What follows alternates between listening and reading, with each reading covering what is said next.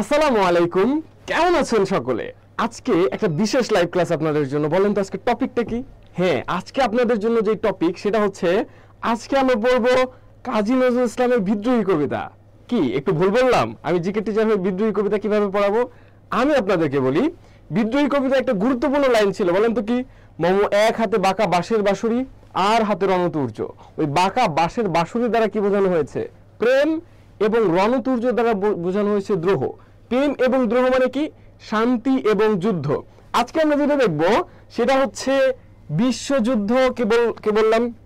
দেখবো হচ্ছে আমরা বিশ্বযুদ্ধ। আর কি দেখবো? আর দেখবো হচ্ছে আমাদের শান্তি রক্ষার্থে জাতিসংঘ এবং আন্তর্জাতিক সংগঠন। আমরা এই সব ব্যাপার আজকে আপনাদের সাথে আজকে আমরা শেয়ার করব। আজকের লাইভটি খুবই গুরুত্বপূর্ণ আপনার জন্য, কারণ আপনি যদি ইন্টারন্যাশনাল অ্যাফেয়ার্স বলেন, ইন্টারন্যাশনাল রিলেশনস বলেন, এইগুলো যদি জানতে চান তাহলে আজকের ক্লাসটি আপনাকে অবশ্যই করতে হবে। কে কোত্থেকে জয়েন করছেন দ্রুত সময়ের মধ্যে আমাদেরকে একটু কমেন্টসে জানিয়ে দিন। আমরা দেখতে চাই আপনাদের মধ্যে এখন কে কোথা থেকে জয়েন করছেন, এবং ক্লাসটি অবশ্যই শেয়ার করে দেবেন যেন আপনার টাইমলাইনে এই ক্লাসটি থেকে যায়, যেন আপনি পরবর্তী সময়ে এই ক্লাসটি দেখতে পারেন এবং আপনার ফ্রেন্ডরাও যেন ক্লাসটি দেখতে পারে। সুতরাং আপনি ক্লাসটি কি করবেন? মেনশন করে দেবেন। এবং আমি আবারও বলছি যে ক্লাসটি শেয়ার করে দেবে আমাদের পেজে অথবা আমার আইডিতে। সে যদি নক দেয় তাহলে আমরা তাকে কি করব?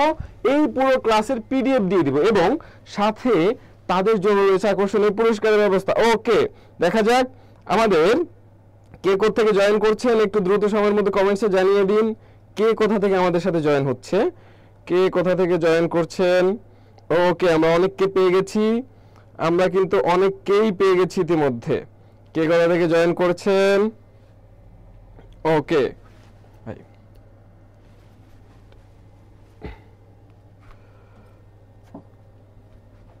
কে কোথা থেকে জয়েন করছেন দেখা যাচ্ছে আমাদের মধ্যে। আমাদের সাথে অনেকেই যুক্ত হয়ে গেছে অলরেডি।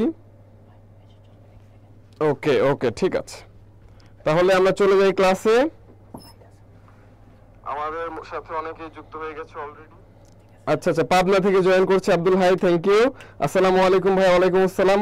আমাদের আনিশা তানসিন বলেছেন আসসালামু আলাইকুম ভাই। ওয়ালাইকুম আসসালাম। সকলকে অনেক ধন্যবাদ। ওকে, আমাদের মোটামুটি ঢাকা থেকে ভাইয়া, ঢাকা থেকে, আমরাও ঢাকা থেকে, জয়কলি পরিবার আছে আপনাদের সাথে ঢাকা থেকে, আমরা আছি আপনাদের সাথে ঢাকার ফার্ম গেটের গ্রিন রোড থেকে। ওকে, যদি সময় পান এক সময় অফিসে এসে আপনাদের দাওয়াত রইলো, ঘুরে যাবেন আশা করি, যেহেতু আপনাদের প্রতিষ্ঠান আপনাদের অনেক বেশি ভালো লাগবে। ওকে, আমরা তাহলে ক্লাসে চলে যাব। ক্লাসে খুব দ্রুত সময়ের মধ্যে চলে যাব। আব্দুল হাই বলেছে কেমন আছেন স্যার? আছি আলহামদুলিল্লাহ ভালো, আপনারা কেমন আছেন? আপনাদেরকে পেয়ে খুবই ভালো লাগে, কারণ আমার কাছে একটা জিনিস সবসময় মনে হয়, আমরা যখন অনলাইন ক্লাসগুলো নেই তখন কিন্তু পুরো বাংলাদেশ ব্যাপী সবাই এসে ক্লাসগুলোতে জয়েন করে। এতে একটা বড় ব্যাপার কি, যে বাংলাদেশের প্রত্যন্ত অঞ্চলগুলো থেকেও আমাদের জয়কলি পরিবারের যে সাহায্যের হাত বা আমাদের এই জ্ঞান কোষের হাতটা সব জায়গায় পৌঁছে যেতে পারে। এইটা কিন্তু একটা আমাদের জন্য গুরুত্বপূর্ণ অর্জন। ওকে, আচ্ছা, অনেকে দেখে যাচ্ছে যে আমাদের বিভিন্ন জায়গায় মেনশন দিচ্ছে, অনেক ফ্রেন্ডদেরকে মেনশন দিচ্ছে, থ্যাংক ইউ আমাদের আনিশা তাহসিন। ওকে, আমরা তাহলে এখন চলে যাব। আমরা এখন দেখেন আমাদের আজকের আলোচনার বিষয় হবে প্রথম বিশ্বযুদ্ধ। প্রথম বিশ্বযুদ্ধ থেকে আমরা শুরু করব। ওকে, প্রথম বিশ্বযুদ্ধ থেকে যখন আমরা শুরু করব, আমরা ফার্স্ট অফ অল কি দেখতে হবে বলেন তো? আমাদের প্রথম বিশ্বযুদ্ধের সময়কার, ওই সময়কার মানে 1914 সালের সময়কালীন আমাদের পৃথিবীর যে মানচিত্র, এই পৃথিবীর মানচিত্রটা আমাদেরকে একটু ভালোভাবে দেখতে হবে। ওকে, আমরা যদি একটু মানচিত্রটা ভালোভাবে লক্ষ্য করি তাহলে এই দিকটায় আমাদের গুরুত্বপূর্ণ যে টপিকটা আসবে সেটা হচ্ছে আমাদের এখানে আসবে জার্মানি আসলো, এরপর কি আসবে? এই জার্মানি আসলো, জার্মানি গুরুত্বপূর্ণ আমাদের জন্য। ফ্রান্স গুরুত্বপূর্ণ, এদিকে ইউনাইটেড কিংডম, যুক্তরাজ্য গুরুত্বপূর্ণ আমাদের জন্য। গুরুত্বপূর্ণ কি? গুরুত্বপূর্ণ হচ্ছে এই অস্ট্রো হাঙ্গেরি এবং এই সার্বিয়া, এই দুইটাও খুবই গুরুত্বপূর্ণ। রাশিয়ান এম্পায়ার, এবং ওই দিকে রয়েছে আমাদের আমেরিকা। এই আমেরিকা সহ আমাদের এই কয়েকটা দেশ খুবই গুরুত্বপূর্ণ প্রথম বিশ্বযুদ্ধের জন্য। এখন দেখেন এই অস্ট্রো হাঙ্গেরি, এটি নিয়ে একটু কথা বলি। বর্তমান দুইটা দেশ হচ্ছে অস্ট্রিয়া এবং হাঙ্গেরি। এই অস্ট্রিয়া এবং হাঙ্গেরি এই দুইটা দেশ আগে একটা দেশ ছিল, তার নাম কি? Austro Hungary. এটাকে বলতো অস্ট্রো হাঙ্গেরি সাম্রাজ্য। ওকে, এবং এর নিচে ছিল হচ্ছে সার্বিয়া। এর নিচে কে ছিল? সার্বিয়া। ওকে, কাজল ইসলাম বলেছেন আসসালামু আলাইকুম, ঢাকা থেকে দেখছি, থ্যাংক ইউ। ওয়ালাইকুম আসসালাম। আমাদের অনেকেই কিন্তু মেনশন দিয়ে দিচ্ছে, থ্যাংক ইউ আপনাদেরকে। এবং আচ্ছা, ওকে, দেখেন আমরা এখন চলে যাচ্ছি ক্লাসে। আমাদের তাহলে কি বললাম, এটা হচ্ছে অস্ট্রো হাঙ্গেরি সাম্রাজ্য, অস্ট্রো হাঙ্গেরি সাম্রাজ্য, এবং এইদিকে রয়েছে হচ্ছে সার্বিয়া।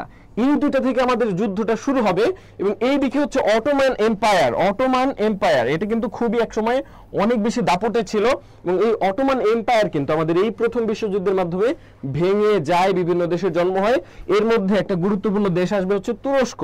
ওকে, তুরস্ক। ওকে, মোটামুটি আমরা হচ্ছে প্রথম বিশ্বযুদ্ধের সময়কালীন আমরা হচ্ছে পৃথিবীর মানচিত্র একটু দেখে নিলাম। আপনাদেরকে আবারও বলছি, আপনারা দয়া করে ক্লাসটি একটু শেয়ার করে দেবেন এবং আপনাদের ফ্রেন্ডদেরকে মেনশন করে দেন। ওকে, দেখা যাক, আমরা একটু আগাই তাহলে। এটা হচ্ছে আমাদের অটোমান এম্পায়ার ছিল। দেন প্রথম বিশ্বযুদ্ধের সময়কালীন আমাদের পৃথিবীর ম্যাপটা এরকম ছিল। ওকে, এখন আমরা যেটা দেখবো ওয়ার্ল্ড ওয়ার 1, মানে ফার্স্ট ওয়ার্ল্ড ওয়ার। দেখেন এইখানে যুদ্ধটা কেমন হতো, অনেক বেশি ভারী অস্ত্র কিন্তু প্রথম বিশ্বযুদ্ধে ব্যবহার করা হয় নাই। মানুষ স্বাভাবিকভাবে একদম সশরীরে গিয়ে যুদ্ধটা পরিচালিত হতো প্রথম বিশ্বযুদ্ধ। ওকে ওকে, সাদিয়া আফরিন বলেছে আসসালামু আলাইকুম। ওয়ালাইকুম আসসালাম। আমরা ক্লাসে ঢুকি, দেখেন এখন আমরা দুইজন মানুষকে পাবো। এই যে একজন, এই যে একজন, দেখতে কি রাজপুত্রের মতো মনে হচ্ছে না? রাজপুত্র না, যদিও বড় হয়ে গেছে বয়সে। ইনি হচ্ছে একজন যুবরাজ, একজন যুবরাজ। এবং এই যে সাথে যেই ব্যক্তি, এটা কে?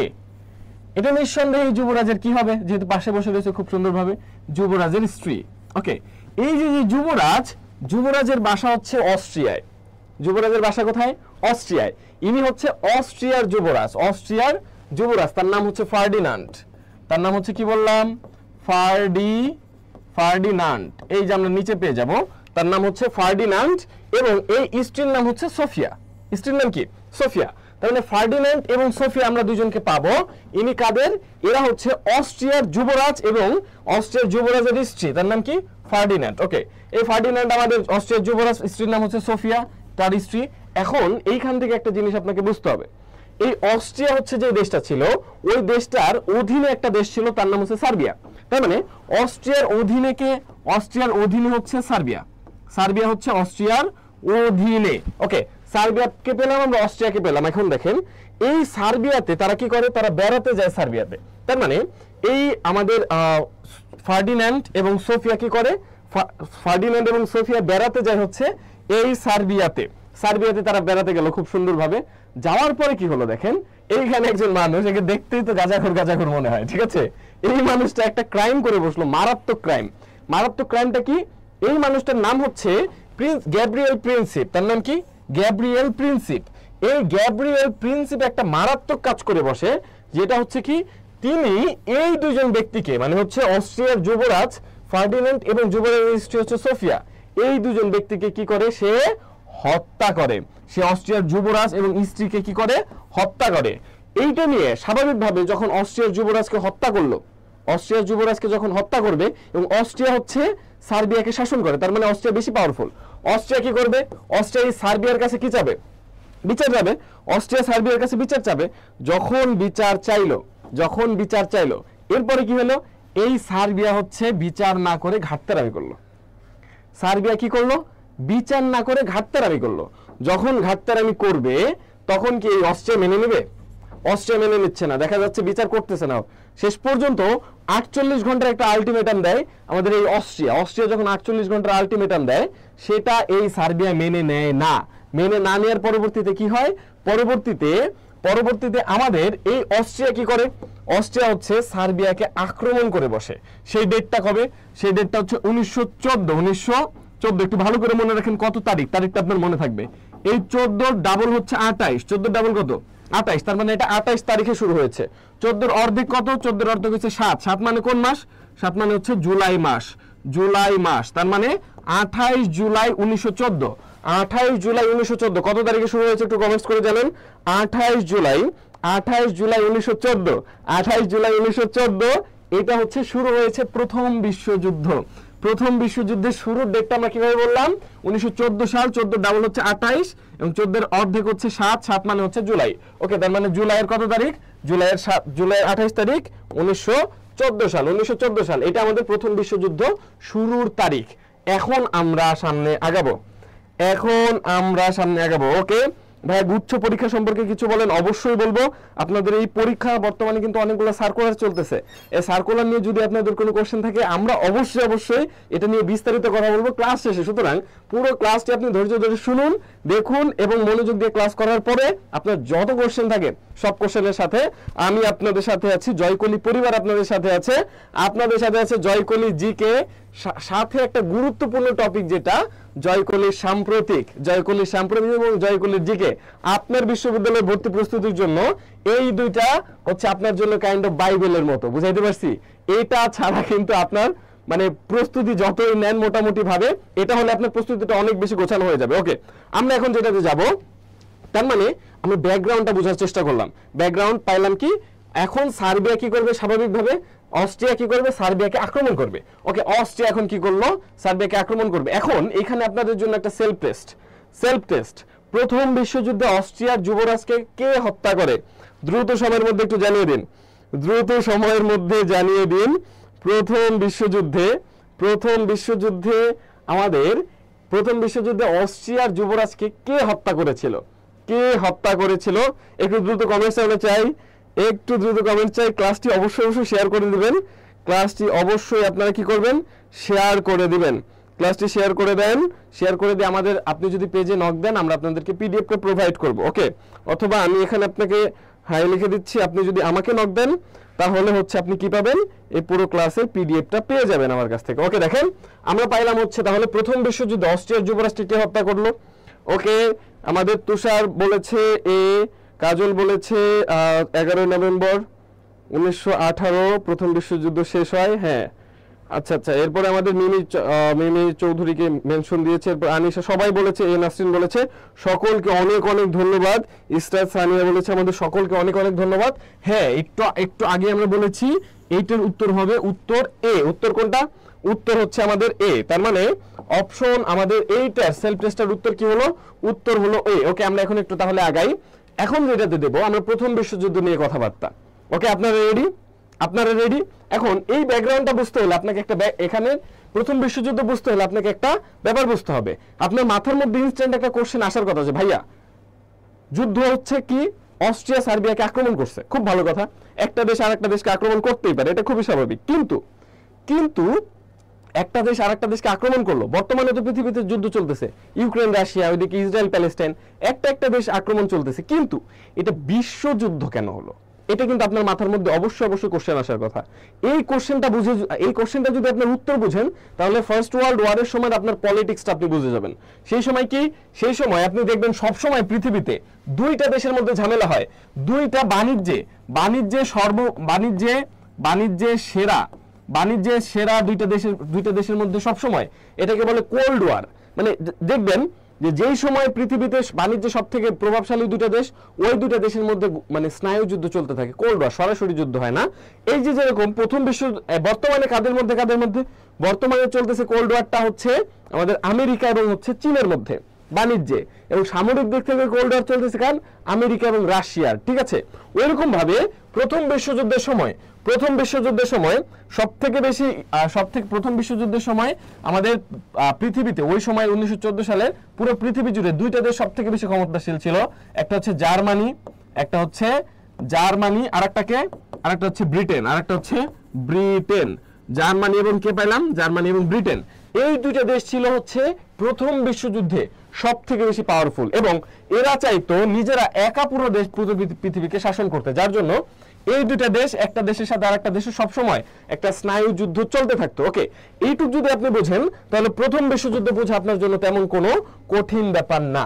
ওকে, এখন আমরা যেটা দেখব, এখন প্রথম বিশ্বযুদ্ধে অক্ষ শক্তি কি, যে শক্তিটা প্রথমে মানে যেই দেশগুলো প্রথমে আক্রমণ করে সেই দেশগুলোকে বলা হয় অক্ষ শক্তি, এবং যেই দেশগুলো আক্রমণটা প্রতিহত করে তাকে বলা হয় হচ্ছে মিত্র শক্তি। অক্ষ শক্তি এবং মিত্র শক্তি, যে দেশটা আক্রমণ করে তাকে কি বলে? তাকে বলা হচ্ছে অক্ষ শক্তি, আর যেটা হচ্ছে আক্রমণ প্রতিহত করে তাকে বলা হচ্ছে মিত্র শক্তি। ওকে, এই অক্ষ শক্তিতে আমরা যে জিনিসটা দেখবো, ফার্স্ট অফ অল কে আক্রমণ করলো? অস্ট্রিয়া আক্রমণ করলো। কাকে আক্রমণ করবে? আক্রমণ করলো কিন্তু সার্বিয়াকে, অস্ট্রিয়া কাকে আক্রমণ করলো? অস্ট্রিয়া আক্রমণ করলো সার্বিয়াকে। একটা দেশ আমরা পেয়ে গেলাম, দুই পক্ষে এখন এই অস্ট্রিয়ার পক্ষে ওই যে দুইটা ক্ষমতাশীল দেশ, একটা হচ্ছে জার্মানি আর একটা কে ব্রিটেন, এর মধ্যে অস্ট্রিয়াতে কে আসবে? অস্ট্রিয়াতে এসে যোগদান করলো হচ্ছে জার্মানি। অস্ট্রিয়াতে কে আসলো? অস্ট্রিয়াতে আসবে জার্মানি। অস্ট্রিয়াতে যদি জার্মানি আসে, স্বাভাবিকভাবে এই দেশে এইদিকে কারা আসবে? এটা তো বুঝাই যায়। এইদিকে যেহেতু জার্মানি আসছে, তার মানে জার্মানির অপোজিট কে? ব্রিটেন। এইদিকে আসবে কে? এইদিকে চলে আসলো ব্রিটেন। বুঝাইতে পারছি? তার মানে আমাদের অক্ষ শক্তিতে যখন জার্মানি যোগ দিছে, তখন মিত্র শক্তিতে চলে আসছে কে? ব্রিটেন। শুরু হয়ে গেল বিশ্বযুদ্ধ। বিশ্বের সব থেকে ক্ষমতাসীন দুইটা দেশ যখন যুদ্ধে নেমে যায়, তখন পুরো পৃথিবী জুড়েই মানে একদম অবস্থা খারাপ হয়ে যায়, অরাজকতা সৃষ্টি হয়, বিশৃঙ্খলা সৃষ্টি হয়, বিশ্বযুদ্ধ শুরু হয়ে গেল। এখন এই পক্ষে আরো কে কে আছে? আমি আপনাকে প্রথমে বলেছিলাম, এখানে একটা রফলা হবে। আমি প্রথমে আপনাকে কি বলেছিলাম? এই অস্ট্রিয়া ছিল হচ্ছে দুইটা দেশ, বর্তমানে অস্ট্রিয়া এবং হাঙ্গেরি, এই দুইটা দেশ মিলে একটা সাম্রাজ্য ছিল, অস্ট্রো হাঙ্গেরি সাম্রাজ্য। যেহেতু অস্ট্রিয়া সেদিকে আসবে হাঙ্গেরি, এবং হাঙ্গেরির সাথে আমরা অটোমান সাম্রাজ্য পাইছিলাম, অটোমান এম্পায়ার। ওই অটোমান এম্পায়ার বর্তমান যেটা তুরস্ক। তার মানে এই চারটা দেশ এখানে চলে আসলো আমাদের কি? অক্ষ শক্তিতে। এইদিকে এসে কে যোগদান করবে? এদিকে এসে যোগদান করলো আমেরিকা, এদিকে এসে যোগদান করলো রাশিয়া, এদিকে এসে যোগদান করলো ফ্রান্স। এই তিনটা দেশ আরো এইদিকে এসে যোগদান করলো। এই আমেরিকা এসে যোগদান করলো 1917-তে, ঠিক আছে? এই রাশিয়া আসলো এবং হচ্ছে ফ্রান্স আসলো। এই পাঁচটা দেশ, এখন এই চারটা দেশের সাথে এই পাঁচটা দেশের হচ্ছে যুদ্ধ লাগবে। ওকে, যুদ্ধ লেগে গেছে। প্রথম বিশ্বযুদ্ধ কিন্তু শুরু হয়ে গেছে। প্রথম বিশ্বযুদ্ধ কিন্তু শুরু হয়ে গেছে। প্রথম বিশ্বযুদ্ধ কিন্তু শুরু হয়ে গেছে, ঠিক আছে? আমরা এখন প্রথম বিশ্বযুদ্ধটা একটু দেখব, ঠিক আছে? প্রথম বিশ্বযুদ্ধ শুরু হয়ে গেল।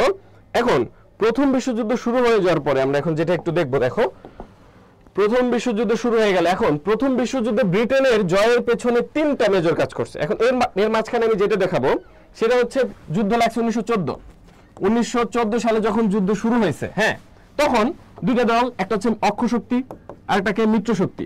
ওকে, 1914 সালে যখন যুদ্ধ শুরু হয়েছে, এই অক্ষ শক্তির দেশগুলো এগিয়ে, মিত্র শক্তির দেশগুলা পিছিয়ে। 1915 এসে কি হলো? 15তে এসে দেখা যাচ্ছে অক্ষ শক্তি এগিয়ে, মিত্র শক্তি পিছিয়ে। 16তে অক্ষ শক্তি এগিয়ে, মিত্র শক্তি হেরে যায়। 17তে এসে এই অক্ষ শক্তি হেরে যায়, মিত্র শক্তি কি হয়? জিতে যায়। এই জন্য দেখেন 17তে এসে যেহেতু এই প্রথম বিশ্বযুদ্ধের, 17তে এসে যেহেতু প্রথম বিশ্বযুদ্ধের আমরা কি দেখতে পাচ্ছি? পুরো মানে একদম চেঞ্জ হয়ে গেছে। আগে এরা হারছিল প্রতি বছর, এই বছর এরা জিতে গেছে, এরা হেরে গেছে।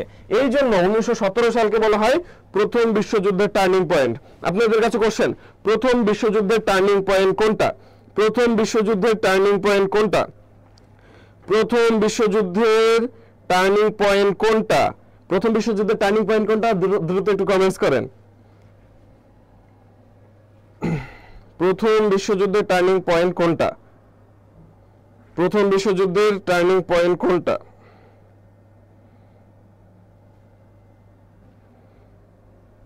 ওকে, আপনারা একটু দ্রুত জানেন, দ্রুত একটু জানান। আচ্ছা আচ্ছা, প্রথম বিশ্বযুদ্ধে অনেকে উত্তর করছে। প্রথম বিশ্বযুদ্ধের টার্নিং পয়েন্ট হচ্ছে 1917 সাল। 1917 সাল হচ্ছে প্রথম বিশ্বযুদ্ধের টার্নিং পয়েন্ট। প্রথম বিশ্বযুদ্ধের টার্নিং পয়েন্ট, ঠিক আছে? প্রথম বিশ্বযুদ্ধের টার্নিং পয়েন্ট। এখন আমরা যাব, ওকে, আমাদের অনেকেই কিন্তু মেনশন করে দিচ্ছে, নেহা, প্রভা, এরপর হচ্ছে সাজ্জাদুর রহমান। আচ্ছা আচ্ছা, এরপরে আরো অনেকে কিন্তু, আচ্ছা, উগ্র জাতীয়তাবাদ কি?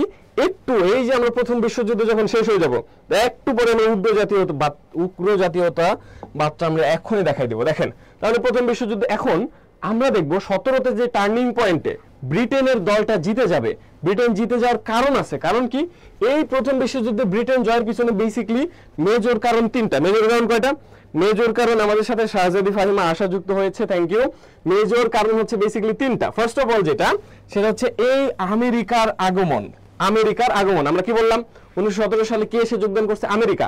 আমেরিকা যখন প্রথম বিশ্বযুদ্ধে এই ব্রিটেনের সাথে এসে যোগদান করলো, তখন এই ব্রিটেনের পাওয়ারটা কি হয়ে গেল? বেড়ে গেল। প্রথম বিশ্বযুদ্ধের পাওয়ার বেড়ে যাওয়ার কারণ কি? এই আমেরিকার আগমন। এর জন্য প্রথম বিশ্বযুদ্ধে ব্রিটেন কি হয়ে গেছে?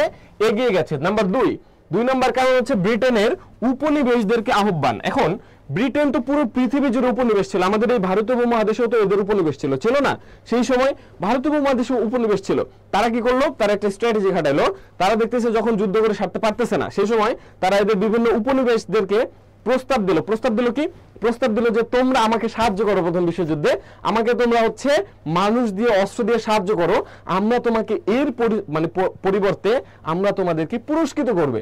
এই পুরস্কৃত করার আশায় বিভিন্ন জায়গা থেকে কিন্তু সৈন্য গেল, আমাদের এই পূর্ব বাংলা থেকেও কিন্তু অনেক সৈন্য প্রথম বিশ্বযুদ্ধে অংশগ্রহণ করেছে।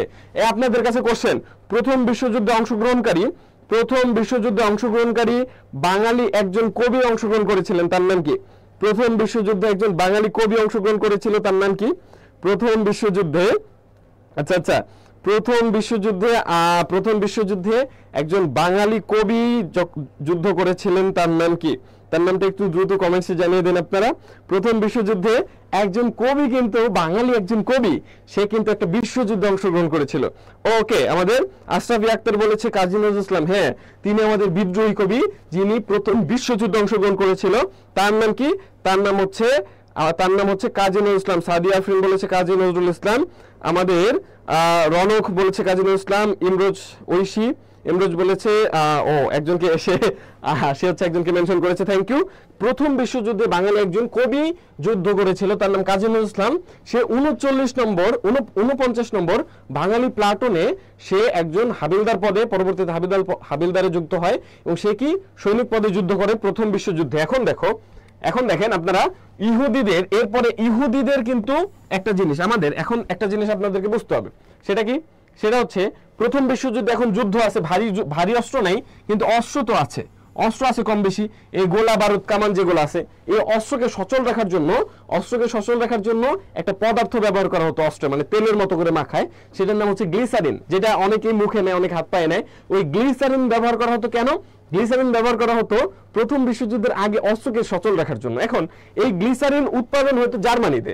এখন জার্মানির সাথে এই ব্রিটেনের হচ্ছে যুদ্ধ। এখন জার্মানি কি ব্রিটেনকে দিবে গ্লিসারিন? দিবে যে নাও তুমি গ্লিসারিন নাও, তুমি আমাদেরকে কি করো, এই গ্লিসারিন ব্যবহার করে তুমি আমাদেরকে মাইরো? এটা তো দিবে না, স্বাভাবিক। যখন জার্মানি কি করলো না, এই ব্রিটেনকে গ্লিসারিন দিল না, তখন স্বাভাবিকভাবে ব্রিটেন কি করবে? ব্রিটেন স্বাভাবিকভাবে এর বিকল্প হিসেবে সে কি করবে? সে আরেকটা জিনিস আবিষ্কার করতে হবে, নাহলে তো তার অস্ত্র যা আছে সবকিছু একদম ধূলিসাৎ হয়ে যাবে। সে একটা নতুন জিনিস আবিষ্কার করবে। এখন কে আবিষ্কার করবে? এই গ্লিসারিনের বিকল্প হিসেবে যে জিনিসটা আবিষ্কার করা হলো, তার নাম হচ্ছে কি ভাইয়া? তার নাম হচ্ছে এসিটন। একটা ছবি দিয়ে দিই আমরা। এই যে অ্যাসিটন, ঠিক আছে, এই অ্যাসিটন আবিষ্কার করলো কারা? অ্যাসিটন আবিষ্কার করলো কিন্তু প্রথম বিশ্বযুদ্ধের সময় আমাদের এই ইহুদিরা। তার মানে ইহুদিরা কাদেরকে সাহায্য করেছে? ইহুদিরা সাহায্য করেছিল ব্রিটেনদের, ইংল্যান্ডদের, মানে আমাদের যুক্তরাজ্যের যারা ছিল তাদেরকে ব্রিটেনরা, আমাদের এই ইহুদিরা সাহায্য করেছিল। সুতরাং এই ইহুদিদের সাহায্যের কারণে হারলো কারা? হারলো জার্মানিরা। এই জন্য জার্মানির যারা ছিল, হিটলার সর যারা ছিল, এই জন্য তারা ইহুদিদের প্রতি খুবই অনেক বেশি বিক্ষুব্ধ মনোভাব তাদের ছিল। তার মানে এই এসিটন, ওকে, অনেকে কমেন্টস করেছে এসিটন, থ্যাংক ইউ। কমেন্টস করলে ভালো লাগে কি যে তোমরা আসলে ক্লাসে আমার সাথে খুব বেশি ইন্টারেক্টেড আসো, এই ব্যাপারটা খুবই ভালো লাগে। ওকে, তোমরা দয়া করে ক্লাসটি শেয়ার করে দাও এবং ক্লাসটি অবশ্যই তোমার ফ্রেন্ডদেরকে মেনশন করে ক্লাসে যোগদান করার জন্য তাদেরকে আহ্বান করে দিতে পারো। ওকে, আমরা এখন যেটা দেখবো সেটা কি বললাম আমরা? সেটা হচ্ছে এসিটন। এখন আর কি, এই এসিটন যে আবিষ্কার করে দিল, এতে এসিটন আবিষ্কার করার জন্য এই ইহুদিদের প্রতি এখন খুশি হবে কারা? খুশি হবে হচ্ছে এই ব্রিটেনরা। শুধু এসিটন আবিষ্কার করে দিয়েছে তা না, এরা আরো কি করলো? আরো অনেক পরিমাণ সাহায্য করলো, আর্থিক সাহায্য করলো ইহুদিরা আর্থিক সাহায্য করলো এই ব্রিটেনবাসীদের। আর্থিক সাহায্য করার জন্য একটা বিখ্যাত পরিবার ছিল সে সময়, রথচাইল্ড পরিবার ইহুদিদের। এই রথচাইল্ড পরিবারের মাধ্যমে অনেক আর্থিক সাহায্য করলো এই কারা? ব্রিটেনরা, ইহুদিরা ব্রিটেনদের। যখন এত পরিমাণ সাহায্য করছে তখন খুশি হবে ব্রিটেনরা। খুশি হয়ে এই ইহুদিদেরকে বললো তোমরা কি চাও আমার কাছে? এই ইহুদিরা বললো আমরা আমাদের প্রমিস ল্যান্ড, ওদের প্রমিস ল্যান্ড কোনটা? ওই কেনান, মানে হচ্ছে যেটা আমাদের বর্তমান ফিলিস্তিন, ওই ফিলিস্তিনের মধ্যে তারা কি চায়? একটা তাদের নিজস্ব দেশ চায়। এই দেশ চেয়ে তারা হচ্ছে বললো ব্রিটেনদেরকে বলার পর তখন সেই ব্রিটেন পররাষ্ট্র সচিব, তখন তার নাম ছিল হচ্ছে বেলফোর। সেই বেলফোর সাহেব কি করলো? বেলফোর সাহেব তাদের জন্য একটা চিঠি লিখলো। সেই চিঠিতে বললো যে তোমাদেরকে ওই ফিলিস্তিনের মধ্যে ইসরায়েল রাষ্ট্র প্রতিষ্ঠা করা হবে। এই যে বিখ্যাত একটা ঘোষণা, সেটাকে ইতিহাসে বলে হচ্ছে বেলফোর ঘোষণা। সেটাকে ইতিহাসে কি ঘোষণা বলে? কি ঘোষণা বলে ভাইয়া? সেটা কি ইতিহাসে বলে বেলফোর ঘোষণা। বেলফোর ঘোষণা, ওকে, বেলফোর ঘোষণা। তোমরা কি এটা বুঝতে পারছো? বুঝতে পেরেছো? বুঝতে পেরে থাকলে দ্রুত সময়ের মধ্যে একটু কমেন্টসে ডান লেখো। তোমরা যদি এটা বুঝতে পারো তাহলে একটু ডান লেখো, আমরা একটু আগাবো। তোমরা যদি বুঝতে পারো দ্রুত সময়ের মধ্যে একটু কমেন্টসে ডান লেখো, আমরা কিন্তু আগাবো ভাইয়া। ওকে, তার মানে আসসালামু রিয়াজ বলেছে আসসালামু আলাইকুম। ওয়ালাইকুম আসসালাম, থ্যাংক ইউ আমাদের জি। ওকে, থ্যাংক ইউ। আপনারা যেহেতু বুঝতে পেরেছেন বা তোমরা যেহেতু বুঝতে পেরেছো, সুতরাং আমরা আরেকটু আগাই এর মধ্যে, যেহেতু লেকচারটা অনেক বড় হবে, সুতরাং আমাদের দ্রুত সময়ের মধ্যে কিন্তু ক্লাস টানতে হবে। ওকে, দেখা যাক আমরা হচ্ছে এরপরে যেটা তোমাদের জন্য একটা সেলফ টেস্টটা উত্তর করো। 1917 সালে কোন ঘোষণার মাধ্যমে 1917 সালে কোন ঘোষণার মাধ্যমে ইসরায়েল রাষ্ট্রের প্রতিষ্ঠার কথা উল্লেখ করা হয় বা উল্লেখ আছে? কোন ঘোষণার মাধ্যমে বলো তো? কোন ঘোষণার মাধ্যমে? রথচাইল্ড ঘোষণা, না হচ্ছে ড্রিমল্যান্ড ঘোষণা, না ইসরায়েল ঘোষণা, নাকি বেলফোর ঘোষণা? দ্রুত সময়ের মধ্যে একটু কমেন্টস লেখো, কমেন্টস ওইটা উত্তর করে দাও। এবং তোমাদেরকে আবারও বলছি, তোমরা যদি এখন পর্যন্ত ক্লাসটি শেয়ার করে দিয়ে না থাকো, তাহলে এক্ষুনি ক্লাসটি শেয়ার করে দাও। এবং তোমরা যদি এই পুরো ক্লাসের পিডিএফটা পেতে চাও, তাহলে আমাদের পেজে কি করবা? তোমরা হচ্ছে ক্লাসটি শেয়ার করে আমাদের পেজে নক দাও যে ভাইয়া আমাদের পিডিএফটা লাগবে, আমাদের পেজ থেকে দিয়ে দিবে। অথবা আমি কি করছি, আমি হচ্ছে তোমাদেরকে একটু হাই লিখে দিচ্ছি, এটা হচ্ছে আমার আইডি, তোমরা চাইলে আমার আইডিতে নক দিতে পারো, আমি তোমাদেরকে এটা প্রোভাইড করব। ওকে, দেখো এখন আমরা যেটা পাচ্ছি সেটা কি? সেটা হচ্ছে এই চারটা অপশনের মধ্যে কোনটা হবে? ওকে, অপশন ডি বেলফোর ঘোষণা। আমাদেরকে সঞ্জিদা বলছে, আমাদের সুলতানা বলছে, আমাদের তাসফিয়া বলছে। ওকে, এরপরে হচ্ছে তাওহীদ বলছে, আমাদের রুমানা বলছে, আতিয়া বলছে। সবাইকে ধন্যবাদ। এটা হচ্ছে আমাদের কি তাহলে বেলফোর ঘোষণা। তোমরা যখন এই কমেন্টস করো তখন আসলে বোঝা যায়, কি বোঝা যায়? তখন বোঝা যায় যে তোমরা আসলে ক্লাসে অ্যাটেন্টিভ আছো। তো এই ব্যাপারটা ভালো লাগে তোমাদের ক্ষেত্রে। ওকে, দেখো আমরা তাহলে একটু আগাই। এরপর আমরা যেটা দেখব, আমাদের প্রথম বিশ্বযুদ্ধ শেষ। এখন এর মধ্যে একজনের খুব গুরুত্বপূর্ণ একটা কোশ্চেন আমাকে অনলাইনে দেখলাম করেছে, সেটা হচ্ছে ভাই উগ্র জাতীয়তাবাদ কি? তার জন্য একটা কথা বলি। জাতীয়তাবাদ হচ্ছে নিজের দেশকে কি করা? বড় মনে করা, নিজের স্বার্থকে বড় মনে করা, নিজের স্বার্থকে তোমার সবকিছু মনে করে সেই অনুযায়ী কাজ করাটা হচ্ছে জাতীয়তাবাদ। মানে নিজের সেলফ ইন্টারেস্টটা ফার্স্ট হচ্ছে আমাদেরকে এটা প্রাধান্য দেওয়া, এবং পরে গিয়ে আমাদের বাকি কার কি হলো সেটা দেখা। উগ্র জাতীয়তাবাদ কি? উগ্র জাতীয়তাবাদ হচ্ছে নিজেকে এমন পর্যায়ে বড় করব, মানে আশেপাশের কাউরে আমার দেখার গোনার সময় নাই, মানে আমি দরকার পড়লে আমার একটু স্বার্থের জন্য আরো 10 জনকে মেরে ফেলবো, কিন্তু আমি যদি ওই মানবতার জায়গাটা হারিয়ে ফেলি নিজের জাতীয়তাবাদকে টিকিয়ে রাখার জন্য, সেটাকে বলে উগ্র জাতীয়তাবাদ। এবং প্রথম বিশ্বযুদ্ধে কি হলো? হেরে গেল কারা? প্রথম বিশ্বযুদ্ধে কিন্তু ভাইয়া হেরে গেছে হচ্ছে, প্রথম বিশ্বযুদ্ধে হেরে যায় কারা? প্রথম বিশ্বযুদ্ধে হেরে যায় হচ্ছে আমাদের অক্ষশক্তি, মানে জার্মানিরা। জার্মানি যখন হেরে যায় তখন এই একটা চুক্তি হয়, তার নাম হচ্ছে ভার্সাই চুক্তি, দ্বিতীয় ভার্সাই চুক্তি। এই দ্বিতীয় ভার্সাই চুক্তিতে বলা হয়, দ্বিতীয় ভার্সাই চুক্তিতে আমাদের এই জার্মানবাসীদের ডাকা হয়েছে। ডাইকে এখন ব্রিটেনরা বলতেছে এই জার্মানি আয়, ভার্সাই চুক্তির এখানে চুক্তিতে আয়। যখন আসছে আসার পরে কি বললো? আসার পর এখন জার্মানবাসীকে বলতেছে তুই যে প্রথম বিশ্বযুদ্ধে হারলি, তোর এখন কি করা লাগবে? ওকে এখন জার্মানিকে কি করতে হবে? জার্মানি এখন ক্ষতিপূরণ দিতে হবে। কি করতে হবে? ওকে এখন ব্রিটেন শর্ত দিল, প্রথম বিশ্বযুদ্ধে পুরো পৃথিবীতে যত ক্ষতি হয়েছে পুরো ক্ষতিপূরণ এই জার্মানিকে দিতে হবে। ওকে, তার মানে জার্মানির জন্য কত বড় একটা চাপ, পুরো পৃথিবী থেকে কম ক্ষতি হয়েছে, 4-5 বছর ধরে একটা বিশ্বযুদ্ধ চলে। ওকে, এই পুরো ক্ষতিপূরণ জার্মানিকে দিতে হবে। জার্মানি না মেনে তো কোনো উপায় নাই। জার্মানি বলতেছে মানবো না। জার্মানিকে বলতেছে না মানলে কিন্তু দিলাম থাপ্পড়। এরপরে জার্মানিকে কয়, জার্মানি কয় ঠিক আছে ভাই মানলাম।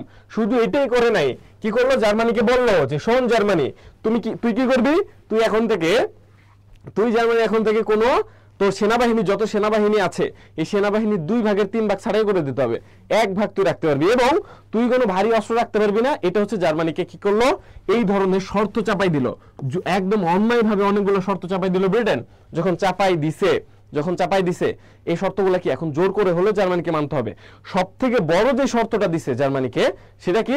সেটা দিছে জার্মানিকে বলছে যে এই জার্মান সাম্রাজ্য ছিল, এটা হচ্ছে মূল ভূখণ্ডের আশেপাশে অনেক জায়গা কিন্তু জার্মান দখল করে ফেলছিল, পুরো একটা জার্মান এম্পায়ার ছিল। জার্মানকে বলা হলো এই মূল ভূখণ্ড রেখে বাকি যতগুলো ভূখণ্ড আছে এই সব ভূখণ্ড ব্রিটেনের কাছে হস্তান্তর করতে হবে জার্মানির। জার্মানি কিন্তু এটা মানতে না চাইলেও জোর করে কিন্তু তাকে মানানো হলো, কারণ সে বিশ্বযুদ্ধে হেরে গেছে, তাকে যা বলবে তাই শুনতে হবে। ওকে, পরবর্তীতে জার্মানি কি করলো? জার্মানি হচ্ছে এই সব কিছু কি করলো? দিয়ে দিল, এটা অনেক বেশি কষ্ট পেল এবং তারা আর কি এখন পুরো পৃথিবীর যত ক্ষয়ক্ষতি হচ্ছে সব বোঝা টানতে হচ্ছে জার্মানিকে।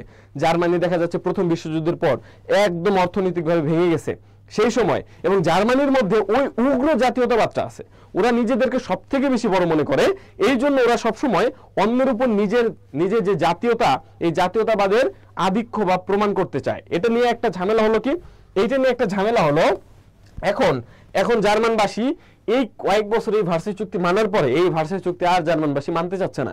সেই সময় একজন বিখ্যাত শাসকের আগমন হইল 1933 সালে। সে পুরো জার্মানির চ্যান্সেলর হলো। কিভাবে? সে বিভিন্ন জায়গায় যায় বলতেছে, ভাইরা আমার, আপনারা যদি আমাকে চ্যান্সেলর নির্বাচন করেন, আমি কি করব, এই দ্বিতীয় ভার্সাই চুক্তি আর মানবো না। আমি কি করব, আমি হচ্ছে আবার এই জার্মানের পুরনো সাম্রাজ্য ফিরিয়ে আনবো। পরে জার্মানবাসী কি মনে করলো, জার্মানবাসী বলল যে ঠিক আছে, আমরা তো এমন একজনকেই চাই। তারপরে তাকে হচ্ছে কি করলো, জার্মানির চ্যান্সেলর নিযুক্ত করলো। আপনাদের কাছে কোশ্চেন, সেই ব্যক্তিটাকে, সেই শাসকটাকে যে 1933 সালে জার্মানির চ্যান্সেলর নিযুক্ত হয়েছে, তার নাম কি? ওকে, আমাদের মোহাম্মদ সেলিম বলেছে হিটলার। হ্যাঁ, আসলে সে হিটলার। ওকে, আরো কয়েকজন দেখি, আমরা একটু উত্তর করো হিটলার, আরো কয়েকজন একটু উত্তর করো। আচ্ছা দেখি, আমাদের অ্যাডলফ হিটলার, আমাদের মায়া উত্তর করেছে, থ্যাংক ইউ হিটলারই হবে উত্তর। তার মানে হচ্ছে আমরা দেখতে পাচ্ছি এর পরবর্তীতে জার্মানির চ্যান্সেলর হলো হিটলার যখন জার্মানির চ্যান্সেলর নিযুক্ত হলো, এরপর হিটলারের কাজ কি? হিটলারের কাজ হচ্ছে এই সাম্রাজ্যগুলো সে দখল করবে। এর জন্য কি লাগবে? এর জন্য সেনাবাহিনী লাগবে, এর জন্য গোপন পুলিশ বাহিনী লাগবে, এর জন্য অস্ত্র লাগবে। সে সবকিছু মজুত করা শুরু করলো। এরপরে শুরু হয়ে যাবে কি? শুরু হয়ে যাবে দ্বিতীয় বিশ্বযুদ্ধ। এই যে দ্বিতীয় বিশ্বযুদ্ধ আমরা পেয়ে যাব। এই যে হচ্ছে আমাদের এই বড় ভাইয়ের নাম কি? বড় ভাইয়ের নাম হচ্ছে হিটলার। ওকে, ইউনিভার্সাল বস। আমাদের এনএস তালুকদার বলছে ইউনিভার্সাল বস, আসলে উনি একজন বস ছিল। ওকে, প্রভা ইসলাম বলেছে, সানজিদা বলেছে, আর অনেকে বলছে হিটলার। থ্যাংক ইউ, তাসফিয়া বলেছে, তাজুল ইসলাম বলেছে আমাদের। তার মানে কি, এটা উত্তর কি হবে? উত্তর হচ্ছে আমাদের হিটলার। ওকে, এই হিটলারের মাধ্যমে কি হবে? প্রথম বিশ্বযুদ্ধ শুরু হবে। কিভাবে শুরু হবে আমরা একটু দেখি। এইটা হচ্ছে সেই সময়কার পৃথিবীর মানচিত্র। এটা হচ্ছে আমাদের জার্মানি। এটা হচ্ছে, একটু ভালো করে দেখেন, এটা হচ্ছে জার্মানি। এটা যদি জার্মানি, এইটা হচ্ছে পোল্যান্ড। জার্মানি কি করবে? জার্মানি প্রথমে এই পোল্যান্ডকে আক্রমণ করবে। এই পোল্যান্ডকে আক্রমণ করবে, কারণ ওর কাজ হচ্ছে এখন আশেপাশের জায়গাগুলো দখল করা। পুরাতন সাম্রাজ্য সে দখল করবে। সে যখন আশেপাশে পোল্যান্ডকে আক্রমণ করবে, কত তারিখ আক্রমণ করে আমরা একটু সেটা দেখি।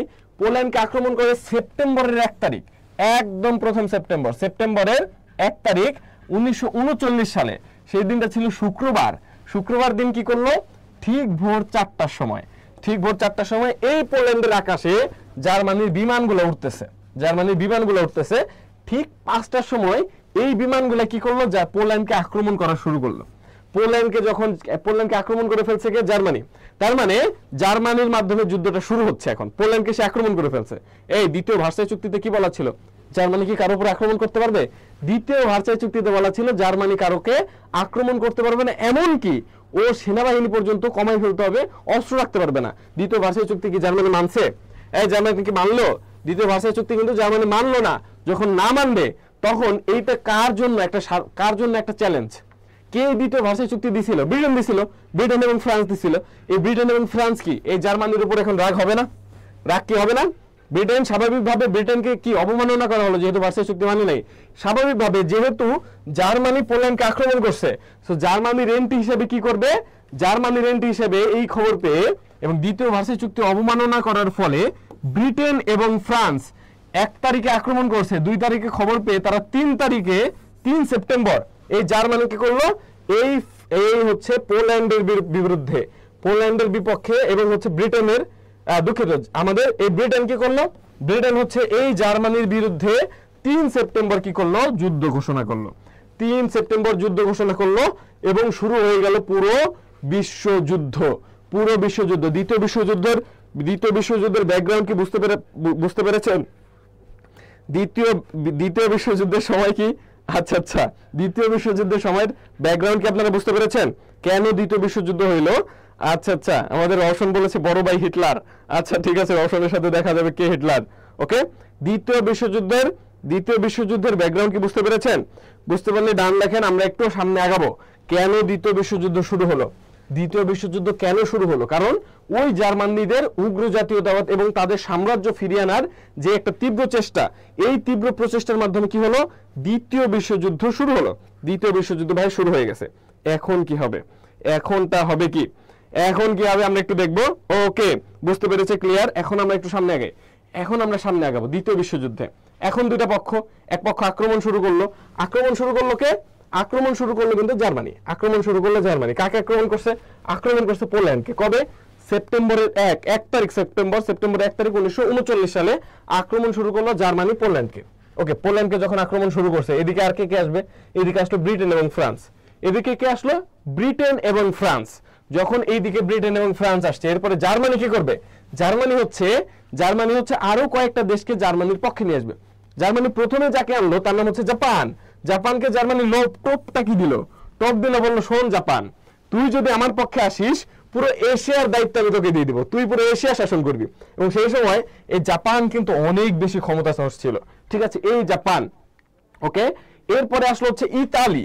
ইতালি চলে আসলো হচ্ছে জার্মানির পক্ষে। তার মানে জার্মানির পক্ষে আমরা প্রধান দেশ পাবো কয়টা? 3টা। জার্মানির পক্ষে প্রধান দেশ পাবো কয়টা? 3টা। এবং এই 3টা হচ্ছে অক্ষ শক্তিতে আপাতত, এই 3টা হচ্ছে মিত্র শক্তি। এই 3টা কোনটা? মিত্র শক্তি। ওকে, তার মানে 3টা দেশ আছে। এখন প্রথম বিশ্বযুদ্ধে মিত্র শক্তি কি শুধু 3টা দেশ ছিল? না, প্রথম বিশ্বযুদ্ধ এখন চলতেছে। এই সময় জার্মানি একটা ভুল করলো। জার্মানি একটা কি করবে? ভুল করবে। জার্মানি কি ভুল করলো সেটা আমরা একটু দেখি। জার্মানি যে ভুলটা করলো, জার্মানি কি করলো? ওকে, জার্মানি ভুল করার আগে আমরা একটু সাথে দ্বিতীয় বিশ্বযুদ্ধ কবে শুরু হয় এটা আপনাদের কাছে একটু কোশ্চেন, আপনারা একটু এটার উত্তর করে দেন। দ্বিতীয় বিশ্বযুদ্ধ আসলে কবে শুরু হয়েছে? ওকে, দ্বিতীয় বিশ্বযুদ্ধ কবে শুরু হয়েছে আপনারা একটু দয়া করে কমেন্টসে জানিয়ে দিন। ওকে, আতিয়া সঞ্জিত তিথি বলেছে 1 সেপ্টেম্বর 1939। আচ্ছা, আছে এখানে, আছে। ওকে, আমরা দেখি কোনটা হবে উত্তর। নাসরিন বলেছে বি, যুক্তরাজ্য ছিল। ওকে, আমাদের কাফি আহমেদ বলেছে বি, থ্যাংক ইউ। আমরা দেখছি অনেকেই কিন্তু উত্তর করছেন। নাসরিন বলেছেন বি, সবাইকে থ্যাংক ইউ। মোহাম্মদ সেলিম বলেছে, আরো অনেকে বলছে আমাদের, মায়া বলেছে বি, থ্যাংক ইউ। হাই বলেছে বি, আরো অনেকে বলছে থ্যাংক ইউ। তার মানে প্রথম বিশ্বযুদ্ধ শুরু হলো কবে? শুরু হলো কিন্তু আমাদের এই 1 সেপ্টেম্বর 1939। ওকে, এটা আমাদের উত্তর। এখন আমরা যেটা দেখব, কিভাবে আমাদের এই জার্মানি একটা ভুল করলো, সেই ভুলটা আমরা একটু দেখব। ভুলটা কি? জার্মানি এই পোল্যান্ডকে আক্রমণ করছে, খুব ভালো কথা। জার্মানির সাথে এই যে যেদিকে রাশিয়া ছিল, ইউএসএসআর মানে সোভিয়েত ইউনিয়ন, এই সোভিয়েত ইউনিয়নের সাথে এইদিকে আরো বেশ বড় অংশ জায়গা জুড়ে সোভিয়েত ইউনিয়ন, ম্যাপে অনেকটা আসে নাই। তো এই সোভিয়েত ইউনিয়নের সাথে জার্মানির একটা অলিখিত একটা চুক্তির মধ্যে ছিল। চুক্তি কি? সোভিয়েত ইউনিয়ন জার্মানিকে বলেছে, জার্মানি তুমি আমাকে আক্রমণ করবা না, আমিও তোমাকে আক্রমণ করবো না। কিন্তু জার্মানি ভাবলো যে প্রথম বিশ্বযুদ্ধে তো, দ্বিতীয় বিশ্বযুদ্ধে তো এখন জার্মানি জিতবেই। যদি জিতে যায় তখন কি করবে? তখন এই পরবর্তীতে এই সোভিয়েত ইউনিয়ন যদি থেকে যায়, কারণ সোভিয়েত ইউনিয়ন আবার এই জার্মানির সাথে এসে টক্কর দিবে। যেটা জার্মানি চাইলো না, ও ভাবলো শত্রুর কোনো শেষ রাখবো না, সেই জার্মানি কাকে আক্রমণ করে বসে? জার্মানি কিন্তু ভাই আক্রমণ করে বসে হচ্ছে এইদিকের সোভিয়েত ইউনিয়ন বা রাশিয়াকে। তার মানে জার্মানি এখন কত বড় একটা ভুল করলো। জার্মানি আক্রমণ করে বসলো এই রাশিয়াকে। যখন রাশিয়াকে জার্মানি আক্রমণ করে বসবে, রাশিয়া কি বসে থাকবে? রাশিয়া কিন্তু বসে থাকলো না। রাশিয়া কি করলো? রাশিয়া এখান থেকে কি করলো? রাশিয়া এখন আমাদের এই জার্মানির বিরুদ্ধে যুদ্ধ ঘোষণা করলো। ওকে, আমরা একটু দেখি জার্মানি কি করলো আমাদের এদিকে। জার্মানির সাথে সোভিয়েত ইউনিয়নের একটা অলিখিত চুক্তি ছিল যে কেউ কাকে আক্রমণ করবে না, কিন্তু হিটলার চেয়েছিল একা পুরো পৃথিবীর কর্তৃত্ব, আর তাই সে সোভিয়েত ইউনিয়নকে কি করলো? আক্রমণ করে বসলো। যখন সোভিয়েত ইউনিয়নকে আক্রমণ করে বসলো, এটা কিন্তু তার জন্য অনেক বেশি থ্রেট। এবং সেই সময় এখনো সোভিয়েত ইউনিয়নের সাথে অন্যতম একটা বন্ধু রাষ্ট্রকে, আপনারা একটু কমেন্টস করেন তো, সোভিয়েত ইউনিয়নের বন্ধু রাষ্ট্রকে বর্তমান মানে রাশিয়ার বন্ধু রাষ্ট্রকে আপনারা একটু কমেন্টস করেন। বর্তমান সময়ে রাশিয়ার বন্ধু রাষ্ট্রকে, পৃথিবীতে যতগুলো দেশ আছে এর মধ্যে রাশিয়ার অনেক প্রভাবশালী একটা দেশ আছে, যে দেশটা রাশিয়ার বন্ধু, সেই দেশটার নাম কি? ওকে, রাশিয়ার বন্ধুকে আমরা কিন্তু অলরেডি কয়েকটা উত্তর পেয়ে গেছি। আচ্ছা, আমাদের একজন উত্তর করেছে চীন। আচ্ছা, ঠিক আছে, চীন। ওকে, রাশিয়ার বর্তমানে কিন্তু হ্যাঁ রাশিয়ার বন্ধু হচ্ছে চীন। সেই সময় কিন্তু রাশিয়ার বন্ধু ছিল কে? চীন। যেহেতু রাশিয়া এখানে এসে যোগদান করবে, যেহেতু কি করলো, এইখানে আমাদের 3টা দেশ ছিল, রাশিয়া জার্মানি যেহেতু রাশিয়াকে আক্রমণ করবে, এখানে কি আসবে এখন? ইনস্ট্যান্ট রাশিয়া চলে আসবে। এবং রাশিয়ার বন্ধু হচ্ছে চীন। তার মানে একসাথে কে আসবে? রাশিয়া আসবে, সাথে কে আসবে? সাথে চলে আসবে ভাইয়া চীন। রাশিয়ার সাথে চলে আসলো চীন। কয়টা পাইলাম? 1টা 2টা 3টা 4টা 5টা দেশ পেলাম। ওকে, জার্মানি ভুল করলো, জার্মানি ভুল করছে।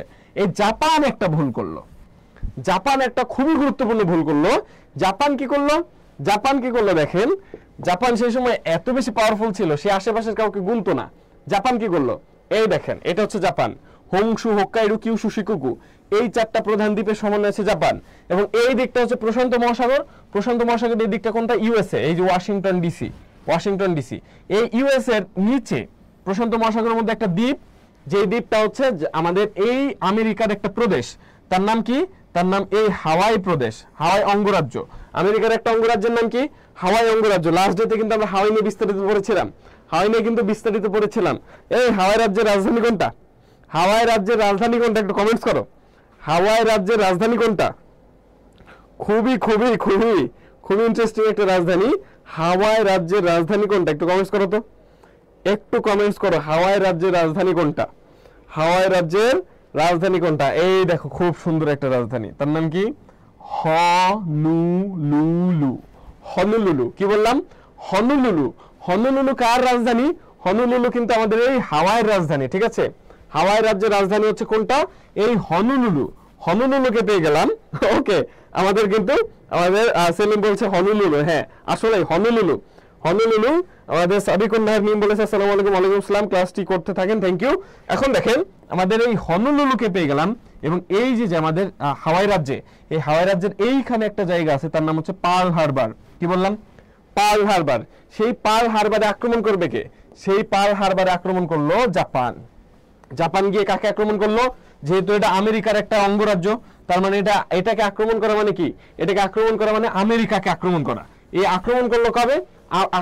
আমেরিকাকে আক্রমণ করলো, বা এই জায়গাটাকে আক্রমণ করলো, এই টোকিও আক্রমণ করলো 7 তারিখ। কয় তারিখ? 7ই ডিসেম্বর হচ্ছে আক্রমণ করলো। ওকে, এখন আমেরিকা কি বসে থাকবে? আমেরিকা কিন্তু বসে থাকবে না। দেখেন, 1941 সালে 7ই ডিসেম্বর আমেরিকাকে আক্রমণ করলো, পার্ল হারবারে আক্রমণ করলো। এই পার্ল হারবার একটা হচ্ছে বিমান ঘাঁটি, নৌঘাঁটি। সেই নৌঘাঁটিতে আক্রমণ করলো হচ্ছে আমাদের এই জাপান। এখন আমেরিকা তো বসে থাকবে না, আমেরিকা কি করবে? ঠিক তার পরের দিন 8ই ডিসেম্বর কি করলো? আমেরিকা দ্বিতীয় বিশ্বযুদ্ধে যোগদান করলো। ওকে, এটা কি বোঝা গেছে? আচ্ছা, কাজল বলছে ভাই এটা কি কোনো নাম হলো? হ্যাঁ, এটা তো নাম হয়েছে, হনুলুলু। ওকে, হনুলুলু খুবই সুন্দর নাম। আমাদের একটা মুভি ছিল না, খুব সম্ভবত জিও পাগলা। সেই জিও পাগলার মধ্যে মালদাকে কিন্তু হনুলুলু থেকে ওষুধ এনে দেওয়ার কথা। সেই হনুলুলু কোথায়? এই হাওয়াই প্রদেশে। কোথায়?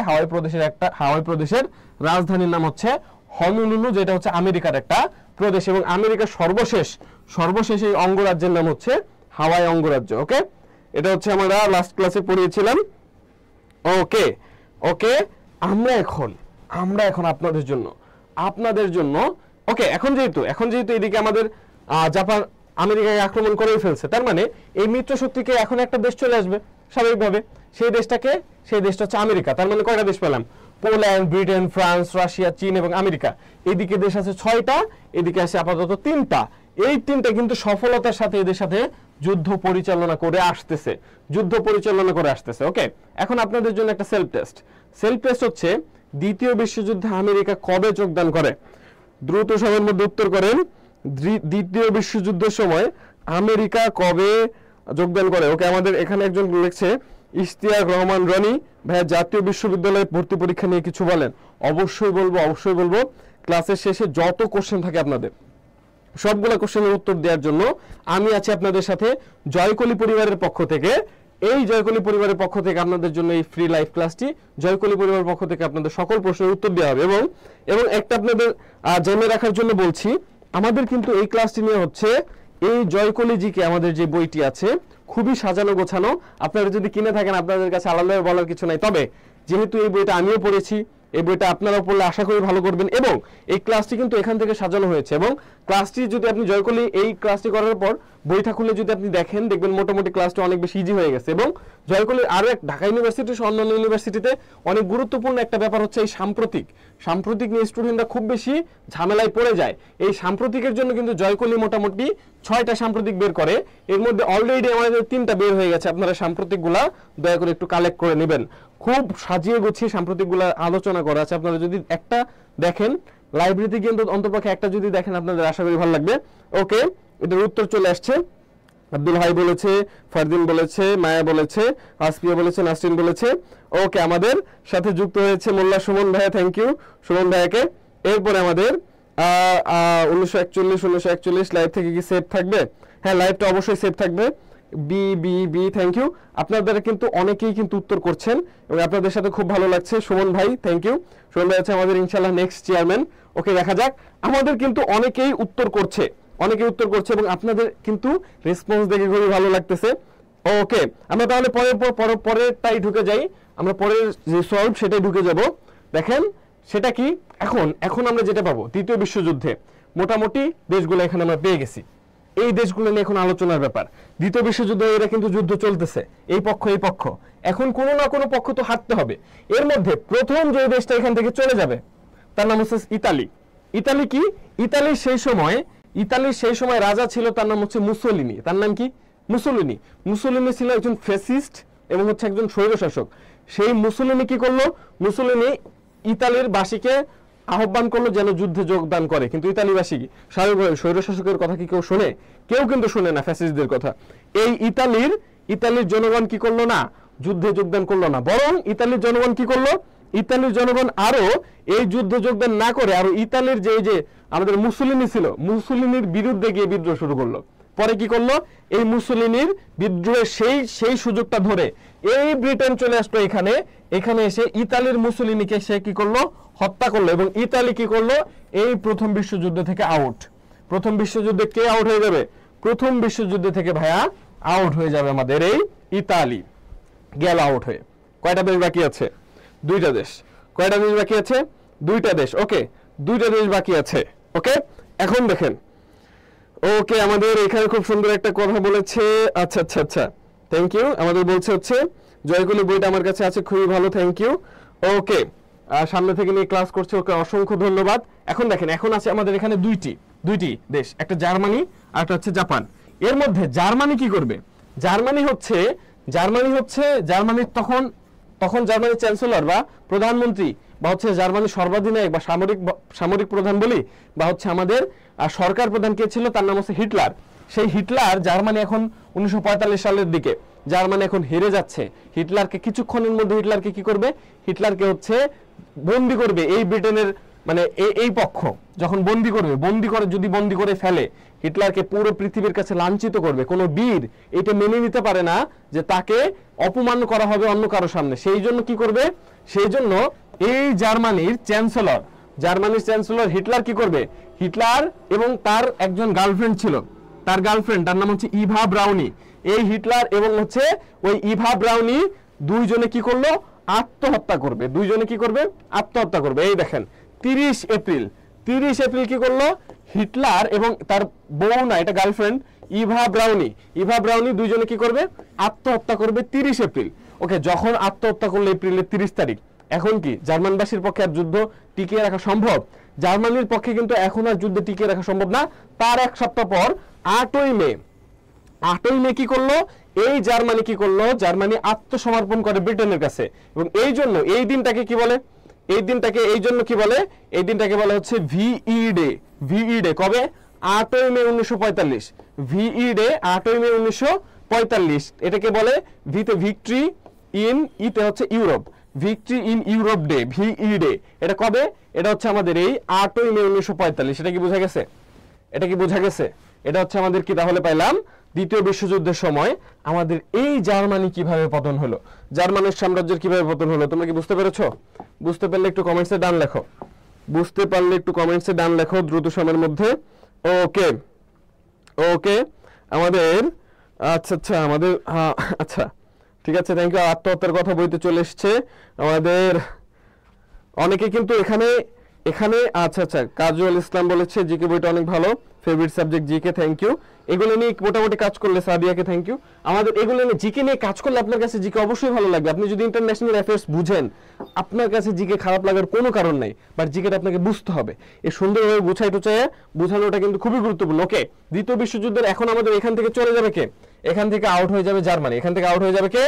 আউট হয়ে যাবে ভাইয়া জার্মানি। জার্মানি কিন্তু আমাদের এখান থেকে আউট হয়ে গেল, আউট হয়ে যাবে জার্মানি। রয়েছে কে? রয়েছে শুধু জাপান, রয়েছে শুধু জাপান। জাপান কিন্তু একা 4 মাস পুরো এই পৃথিবীর সাথে যুদ্ধ করছে। একা জাপান যুদ্ধ করছে পুরো পৃথিবীর সাথে, একা। জার্মান এত পাওয়ারফুল ছিল। জার্মান কিভাবে যুদ্ধ করছে? জার্মান যুদ্ধ করার জাপান কিভাবে যুদ্ধ করছে? জাপানের সেই সময় অনেক শক্তিশালী ছিল জাপান, এবং জাপান সেই সময় দেখা গেছে জাপান এর আগে চীনকে পরাজিত করছে, জাপান এর আগে রাশিয়াকে পরাজিত করছে, এবং চীনকে পরাজিত করে জাপানের সাথে দেখবেন ওই শাখালিন দ্বীপপুঞ্জ নিয়ে একটা ঝামেলা আছে চীনের সাথে। চীনের কিন্তু একটা অংশ জাপান দখল করে ফেলছিল, ঠিক আছে? এই জাপান এত ক্ষমতাশীল ছিল, কিন্তু জাপান কি জানতো এই আমেরিকার কাছে কি আছে? আমেরিকার কাছে দুটো ডিম আছে।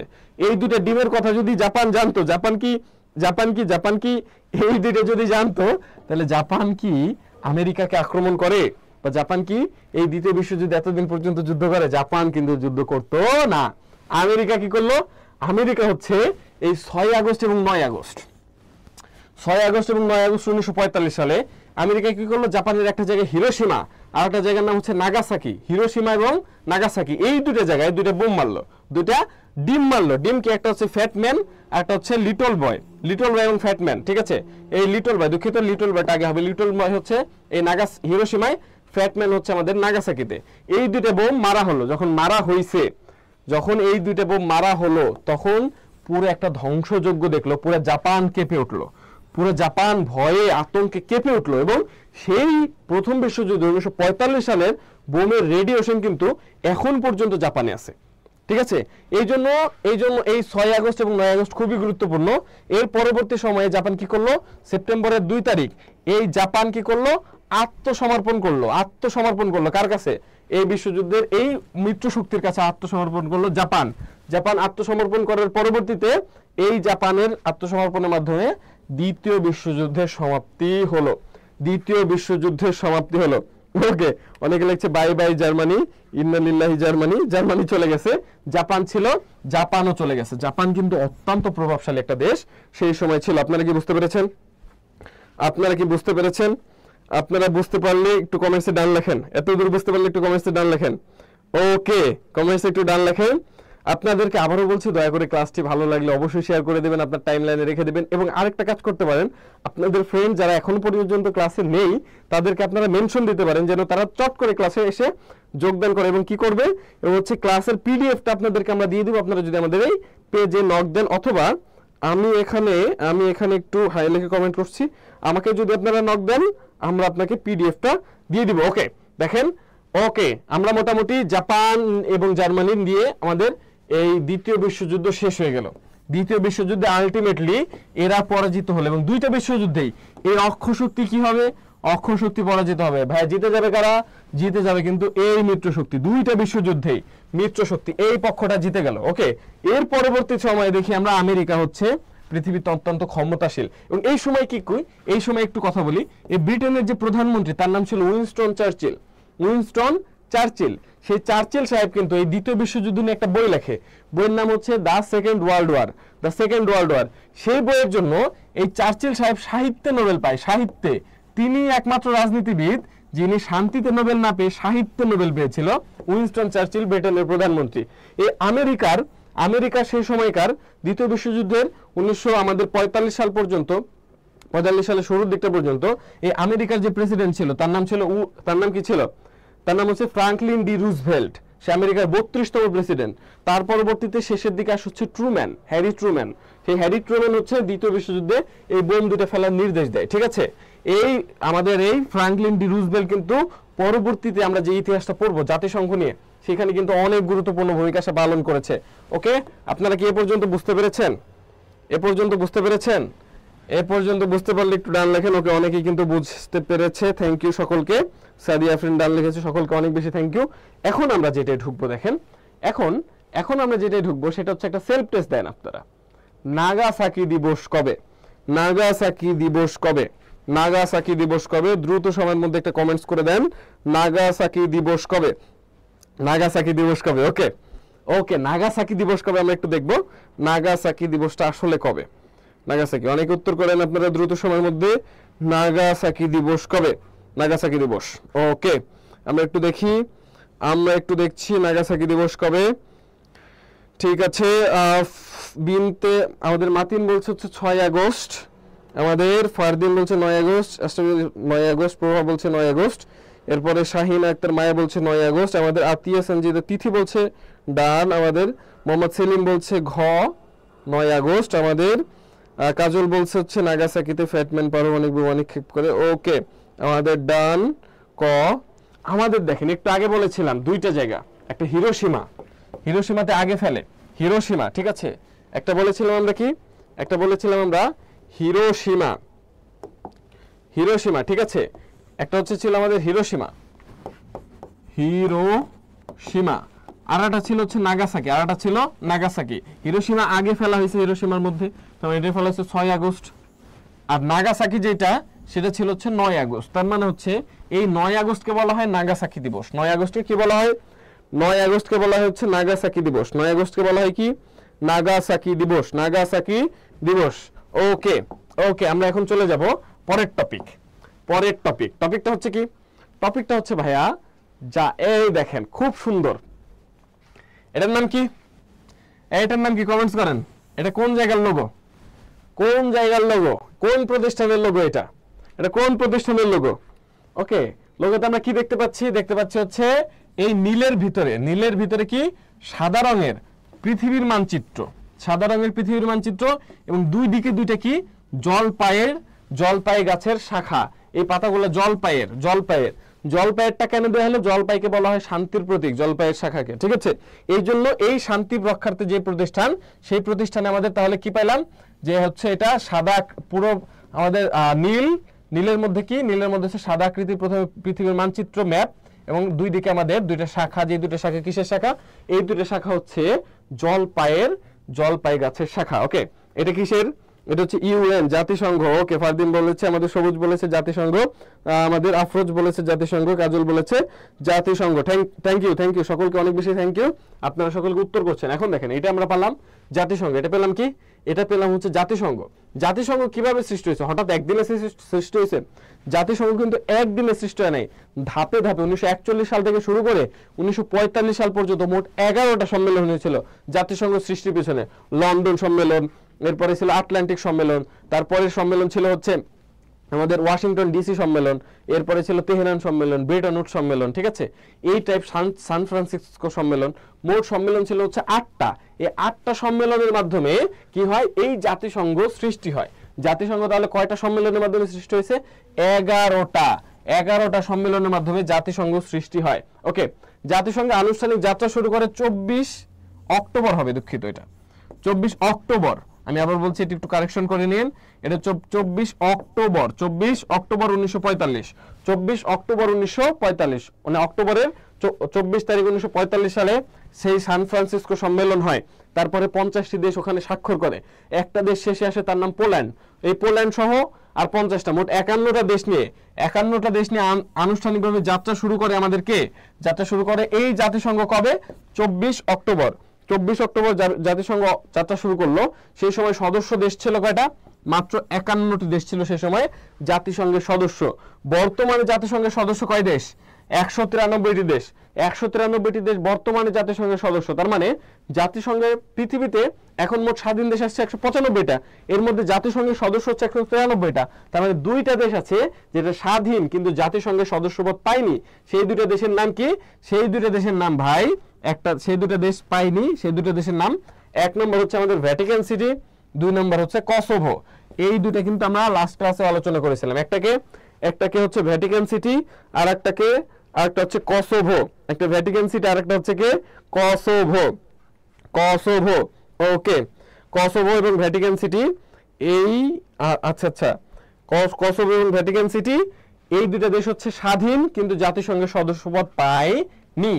ওকে, আশা করি এটা প্রাথমিক আলোচনাটা বুঝছেন। আমরা একটু ভিতরে ঢুকবো। ভিতরে এখন আমরা একটু ঢোকার চেষ্টা করব, ঠিক আছে? এখন আমরা যেটা দেখব, একজন ব্যক্তি, তার নাম হচ্ছে, তিনি হচ্ছে বঙ্গবন্ধু, তিনি কি করছে, একটা জায়গায় দাঁড়িয়ে ভাষণ দিচ্ছে। এই জায়গাটা কোথায়? এটা হচ্ছে জাতিসংঘের 29তম অধিবেশনে বঙ্গবন্ধু কিন্তু জাতিসংঘে দাঁড়িয়ে বাংলায় ভাষণ দিয়েছিলেন।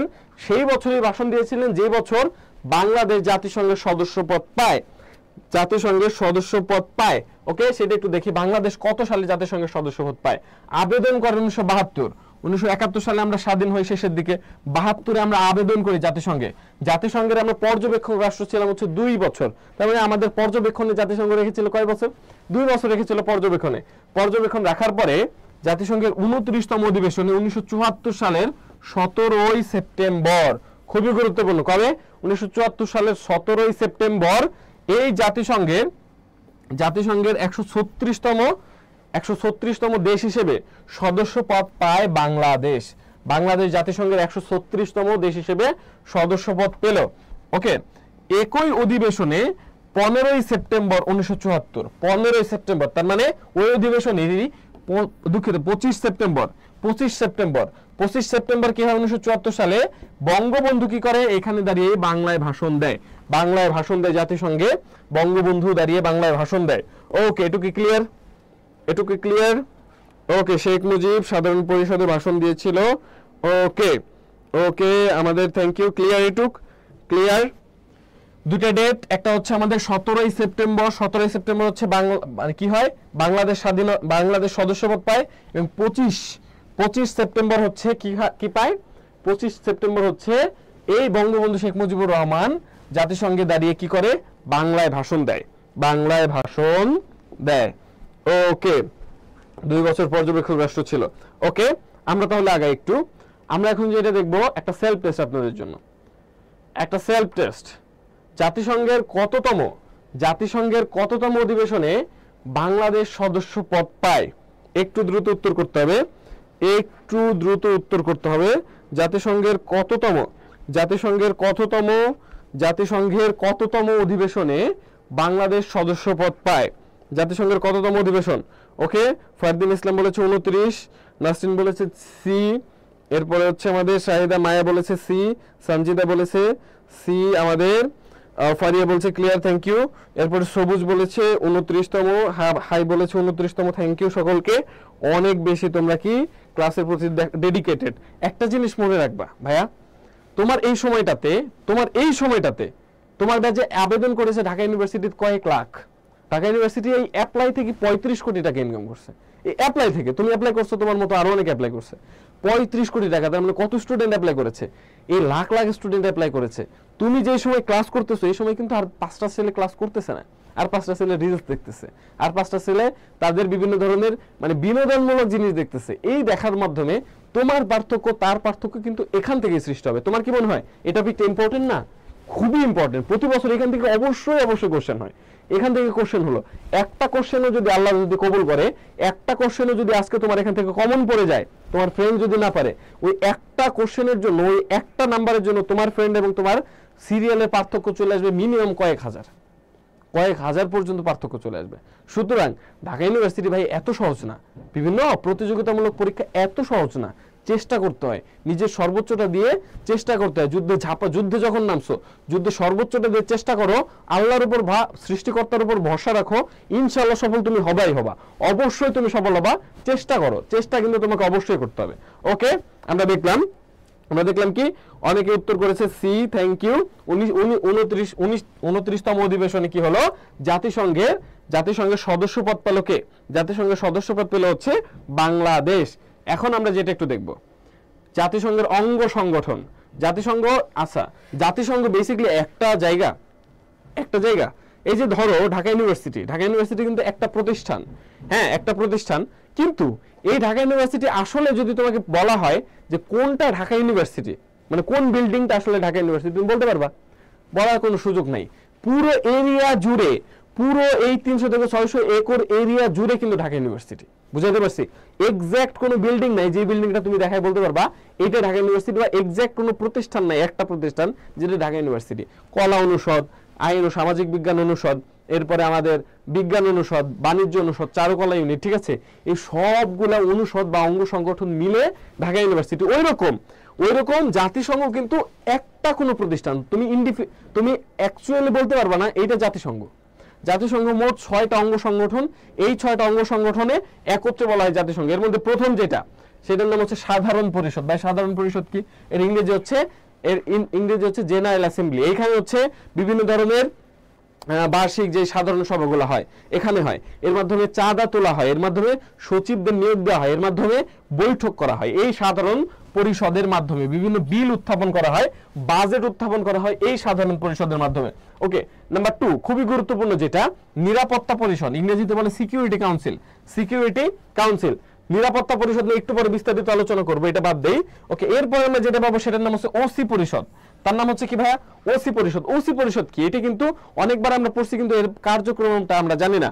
ওসি পরিষদের মেইন কার্যক্রম হচ্ছে পৃথিবীতে যে উপনিবেশ দেশগুলো আছে এদের স্বাধীনতা অর্জন করানোর চেষ্টা করা, ঠিক আছে। এর কাজ হচ্ছে উপনিবেশদেরকে স্বাধীন করা। এখন বর্তমানে কি পৃথিবীতে উপনিবেশ আছে? উল্লেখযোগ্য কোন উপনিবেশ আছে? বর্তমান কিন্তু পৃথিবীতে উল্লেখযোগ্য উপনিবেশ নাই। এই যে ওসি পরিষদ, এর সর্বশেষ কার্যক্রম ছিল 1994 সালে। পালাও নামে একটা দেশ, এই পালাও নামে একটা দেশ যখন স্বাধীনতা অর্জন করে উপনিবেশবাদ থেকে, তার পরবর্তী সময় থেকে এখন পর্যন্ত এই ওসি পরিষদের কার্যক্রমগুলা স্থগিত আছে। তোমরা যদি কখনো কোনো দেশের উপনিবেশ বানাইতে পারো, বাংলাদেশ যদি এর উপনিবেশ সৃষ্টি করতে পারে, তাহলে হয়তো আবার এই ওসি পরিষদ কার্যকর হবে। সেটা সময়ের দাবি, আমরা পরবর্তীতে দেখব। ওকে, এরপর আমরা যেটা দেখব অর্থনৈতিক এবং সামাজিক পরিষদ। অর্থনৈতিক কি? ইংরেজি বলে ইকোনমিক, এন্ড এটাকে কি বলে? এটাকে বলে সোশ্যাল কাউন্সিল। এটা সংক্ষেপে বলে ইকোসক,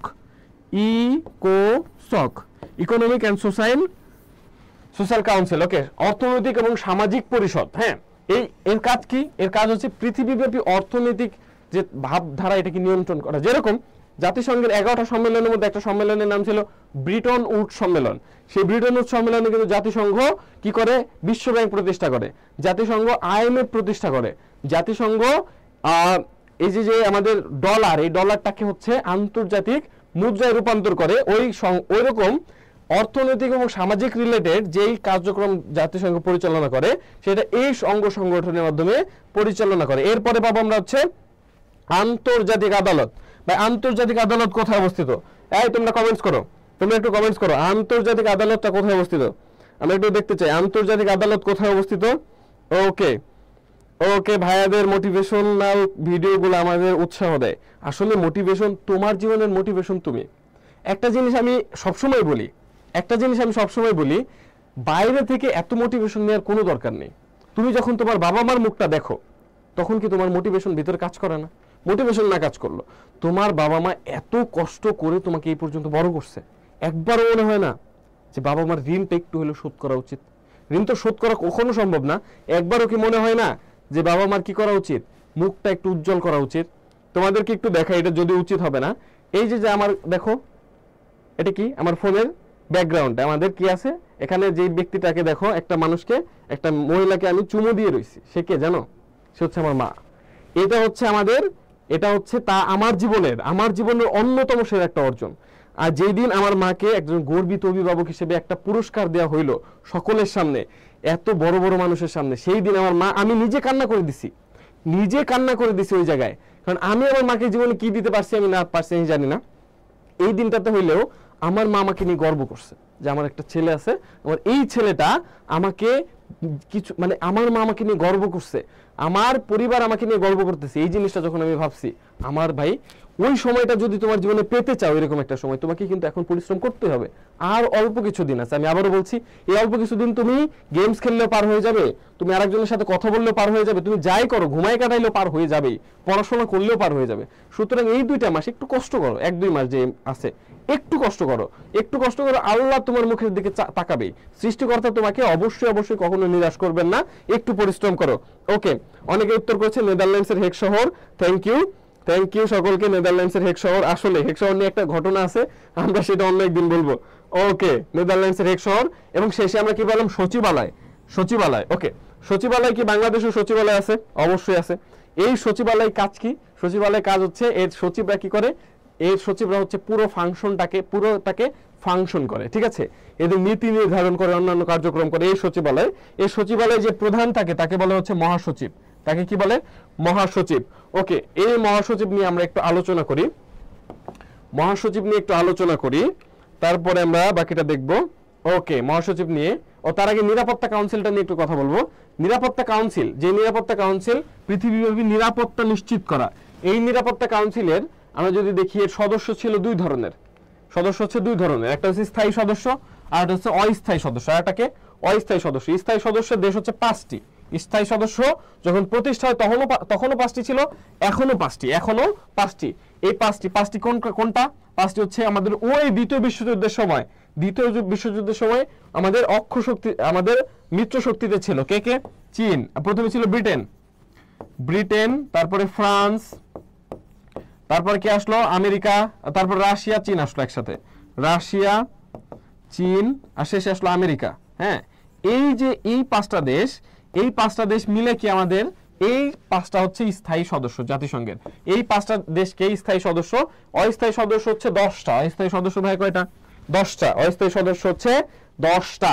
ওকে, এরপর আমরা যেটা পাবো, এই স্থায়ী সদস্য যে 5টা, এই 5টার কাছে ভেটো পাওয়ার আছে। ভেটো মানে কি? ভেটো একটা ল্যাটিন শব্দ যার অর্থ হচ্ছে আমি মানি না। তার মানে কোন একটা প্রস্তাব হইলো, এই 5টার মধ্যে যদি একটা দেশও না মানে সেটাকে বলা হয় ভেটো। সেটাকে কি বলা হয়? ভেটো। এরপরে আমরা পাবো কেউ, এই 5টা দেশ কোনটা? আমেরিকা, রাশিয়া, চীন, ব্রিটেন, ফ্রান্স। ওকে, এরপরে এই অস্থায়ী সদস্য যে 10টা দেশ, এই 10টা দেশ কিন্তু চেঞ্জ হয়, যেহেতু বারবার চেঞ্জ হয় এই জন্য এটাকে বলে অস্থায়ী সদস্য। এই অস্থায়ী সদস্য সর্বোচ্চ হয়েছে জাপান, এবং বাংলাদেশ অস্থায়ী সদস্যের আমাদের এই জাতিসংঘের নিরাপত্তা পরিষদের অস্থায়ী সদস্য হয় 2বার। কয়বার হয়? 2বার। ওকে, তোমরা কি এটুকু বুঝতে পেরেছো? তোমরা এটুকু বুঝতে পারলে একটু কমেন্টসে ডান লেখো, একটু ডান লেখো। ওকে, বুঝতে পেরেছো?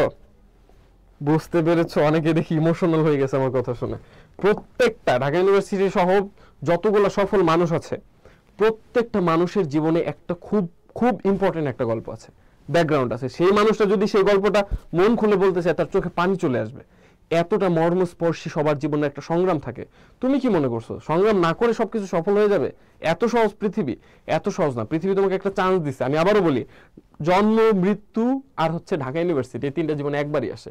তুমি দ্বিতীয়বার চাইলে কিন্তু পারবা না। সুতরাং চেষ্টা করো, যে কয়দিন সময় আছে চেষ্টা করো। ওকে, তাহলে বুঝতে পেরেছো? আমরা একটু আগাই। আমরা তোমাদের জন্য একটা সেলফ টেস্ট রেখেছি। সেলফ টেস্ট কি? বাংলাদেশ জাতিসংঘের অস্থায়ী পরিষদের সদস্য হয় কতবার? তোমরা একটু কমেন্টস করো। বাংলাদেশ জাতিসংঘের অস্থায়ী পরিবেশ, এটা দুঃখিত, এটা হবে, এটা ভুল উত্তর হয়েছে। এখানে হবে 1 2 3 4।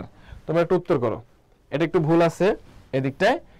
কতবার হবে? 1 2 3 4, 1 2 3 4। বাংলাদেশ কতবার হয়েছে? বাংলাদেশ, ওকে, ফারদিন ইসলাম উত্তর দিয়েছে 2।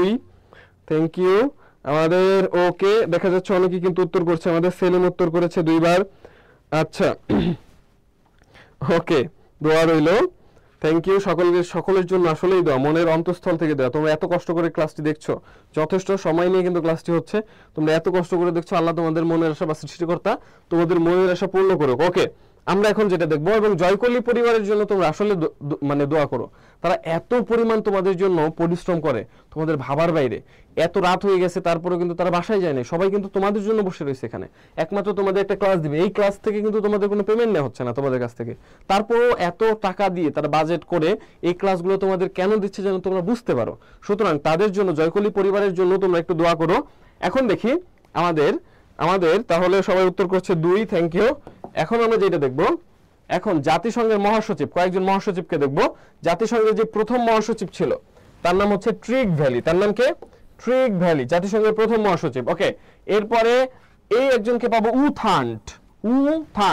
আমাদের মুক্তিযুদ্ধের সময়কালীন তিনি ছিল মহাসচিব, জাতিসংঘের মহাসচিব উথান্ট। তার বাসা হচ্ছে আমাদের প্রতিবেশী দেশ। এই উথান্টের বাসা কোথায় একটু কমেন্টস করো।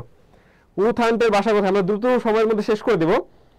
ওকে, আমাদের সেলিম বলছে জিকের গুরু স্যার আপনি। Thank you Selim.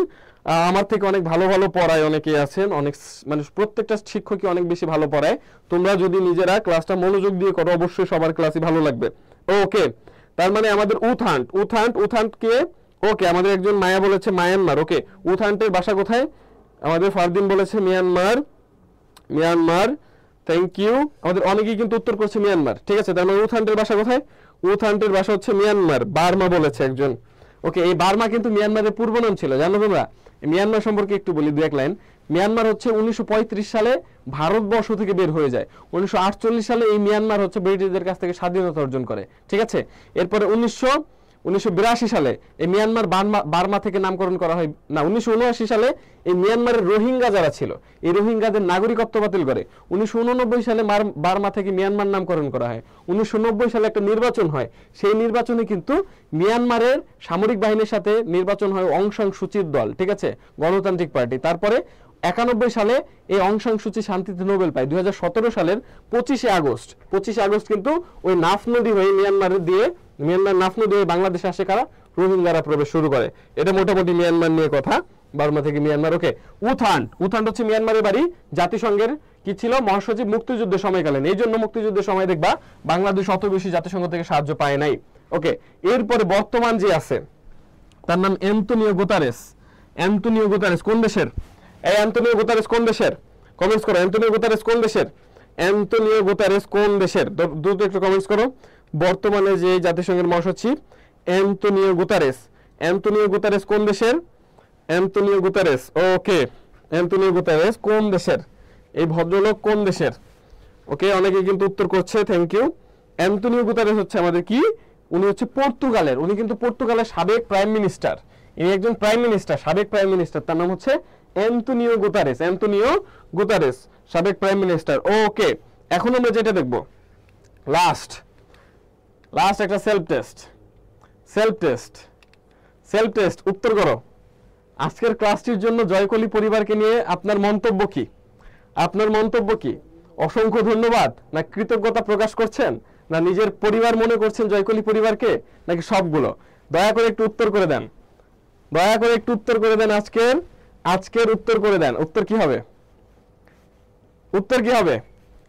আজকের ক্লাসটির জন্য জয়কলি পরিবারকে নিয়ে আপনার কি মন্তব্য? অসংখ্য ধন্যবাদ জানাবেন, কৃতজ্ঞতা প্রকাশ করবেন, নাকি নিজের পরিবারের অংশ মনে করতেছেন, নাকি সবগুলো উত্তর হবে? ওকে, লাস্ট কিছু কথা বলি, আপনাদের জন্য কোনো কোশ্চেন থাকে? থ্যাংক ইউ, সবুজ বলেছে সবগুলো। ওকে, আমাদের আনিকা বলেছে ডি, আব্দুল ভাই বলেছে অল। আপনাদের ভালোবাসা পেয়ে আসলে আমাদের জয়কলি পরিবার শিখতো, এবং আপনাদের জন্যই জয়কলি পরিবার এত আপ্রাণ কষ্ট করেও কিছু আমাদের কখনোই আমাদের ক্লান্ত মনে হয় না নিজেদেরকে, আপনাদের ভালোবাসা যখন আমাদের কাছে পৌঁছে যায়। ওকে, আপনাদেরকে অসংখ্য ধন্যবাদ। আপনাদের যদি কোনো কোশ্চেন থাকে তাহলে অবশ্যই বলতে পারেন। এবং আজকের ক্লাসের পিডিএফটা এই যে দেখেন, আমি হাই লিখে কমেন্টস করে দিয়েছি। আপনারা যদি আমাকে মেসেজ দেন তাহলে অবশ্যই আজকের ক্লাসের পিডিএফ পেয়ে যাবেন। দেখেন, আমার আইডির নাম হচ্ছে এমডি দিদার হোসাইন, আমি হাই লিখে মেসেজ দিয়েছি। আপনারা যদি আজকে আমাকে এখানে নক দেন আপনারা পিডিএফ পেয়ে যাবেন। অথবা আপনারা যদি আমাদের কি করবেন, আমাদের হচ্ছে এই গ্রুপে বা আমাদের হচ্ছে জয়কলি পেজে যদি আপনি নক দেন তাহলে ওইখান থেকে আপনি কি পাবেন? ওকে, আপনি কিন্তু পিডিএফটা পেয়ে যাবেন। ওকে, আমাদের অঙ্কুল চন্দ্র ধার বলেছে আপনি সত্যি একজন জিকে গুরু, থ্যাংক ইউ। আসলে আপনাদের ভালোবাসা পেয়ে আমরা শিখতে থাকি সবসময়। আপনাদের এই ছোট ছোট ভালোবাসায় আমাদেরকে নতুন করে আরো নতুন উদ্যমী হয়ে কাজ করার অনুপ্রেরণা যোগায়।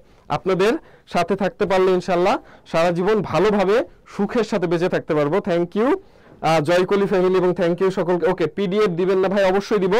আমি আবারও বলছি যে হাই লিখে কমেন্টস করেছি, আপনারা আমাকে নক দিতে পারেন অথবা আমাদের পেজে নক দিতে পারেন। আমাদের পেজ থেকে আপনাকে কি করবে, এর পিডিএফটা দিয়ে দিবে। ওকে, তাহলে আমাদের মোটামুটি ক্লাস প্রায় শেষের দিকে। Thank you for listening. If you have any question you can do this. Okay, thank you. আপনাদের কোনো কোশ্চেন থাকলে অবশ্যই করতে পারেন, না হলে আমরা মোটামুটি ক্লাসটা আজকের মতো এখানেই শেষ করে দিচ্ছি। আরেকটা ঘোষণা, আপনাদের গুরুত্বপূর্ণ ঘোষণা, জানেন না ঘোষণাটা কি? ঘোষণাটা হচ্ছে যে আমাদের কিন্তু আনুষ্ঠানিকভাবে আজকে আমাদের যেই লেকচারের ক্লাসগুলো ছিল, এই লেকচার 11টার মাধ্যমে আমাদের লেকচার মোটামুটি শেষ। এখন আমরা যে ক্লাসগুলো পাবো এটা হচ্ছে সাম্প্রতিকের উপর ক্লাস আসবে। ওকে, সাম্প্রতিকের উপর আমাদের ক্লাস রেডি, ইনশাল্লাহ নেক্সট ফায়ার ক্লাস হবে। ঠিক আছে, ক্লাসটা অনেক বেশি ভালো হবে আগামীতে। আপনি যদি একটু সময় ধরে আগামী ক্লাসগুলো করেন, দারুণ ক্লাস হবে সাম্প্রতিকের উপর। ওকে, যেটা আপনার জন্য অনেক বেশি গুরুত্বপূর্ণ, সামনে আমরা সেটা পাবো। ওকে, আচ্ছা, অনেকে বলছে যে পিডিএফ কোথায় পাবে, আমি আবারও বলে দিচ্ছি, আমাদের পেজে নক দিতে পারেন অথবা হচ্ছে আমি যেখানে এমডি দিদার হোসেন আইডি থেকে হাই লিখে শেয়ার করেছি, আপনারা আমাকে নক দিলেও পাবেন, জয়কলি পরিবারকে নক দিলেও পাবেন, পিডিএফ পেয়ে যাবেন। ওকে, ঠিক আছে, সকলকে অনেক অনেক ধন্যবাদ। আজকে এতক্ষণ সময় দিয়ে আমার বকবকানি শোনার জন্য, ক্লাস করার জন্য, জয়কলি পরিবারের সাথে থাকার জন্য, জয়কলিকে এত বেশি ভালোবাসা দেওয়ার জন্য আপনাদের সকলের সুস্বাস্থ্য কামনা করছি। ইনশাল্লাহ আপনারা একদিন সফল হবেন। আর ঢাকা ইউনিভার্সিটির চান্স পর আমার হল হচ্ছে বিজয় একাত্তর হল, আমার হলে এসে অবশ্যই চা খেয়ে যাবেন অথবা চা খাইয়ে যাবেন, ঠিক আছে? ওকে, ভালো থাকবেন সকলে, সকলের সুস্বাস্থ্য কামনা করছি। আসসালামু আলাইকুম।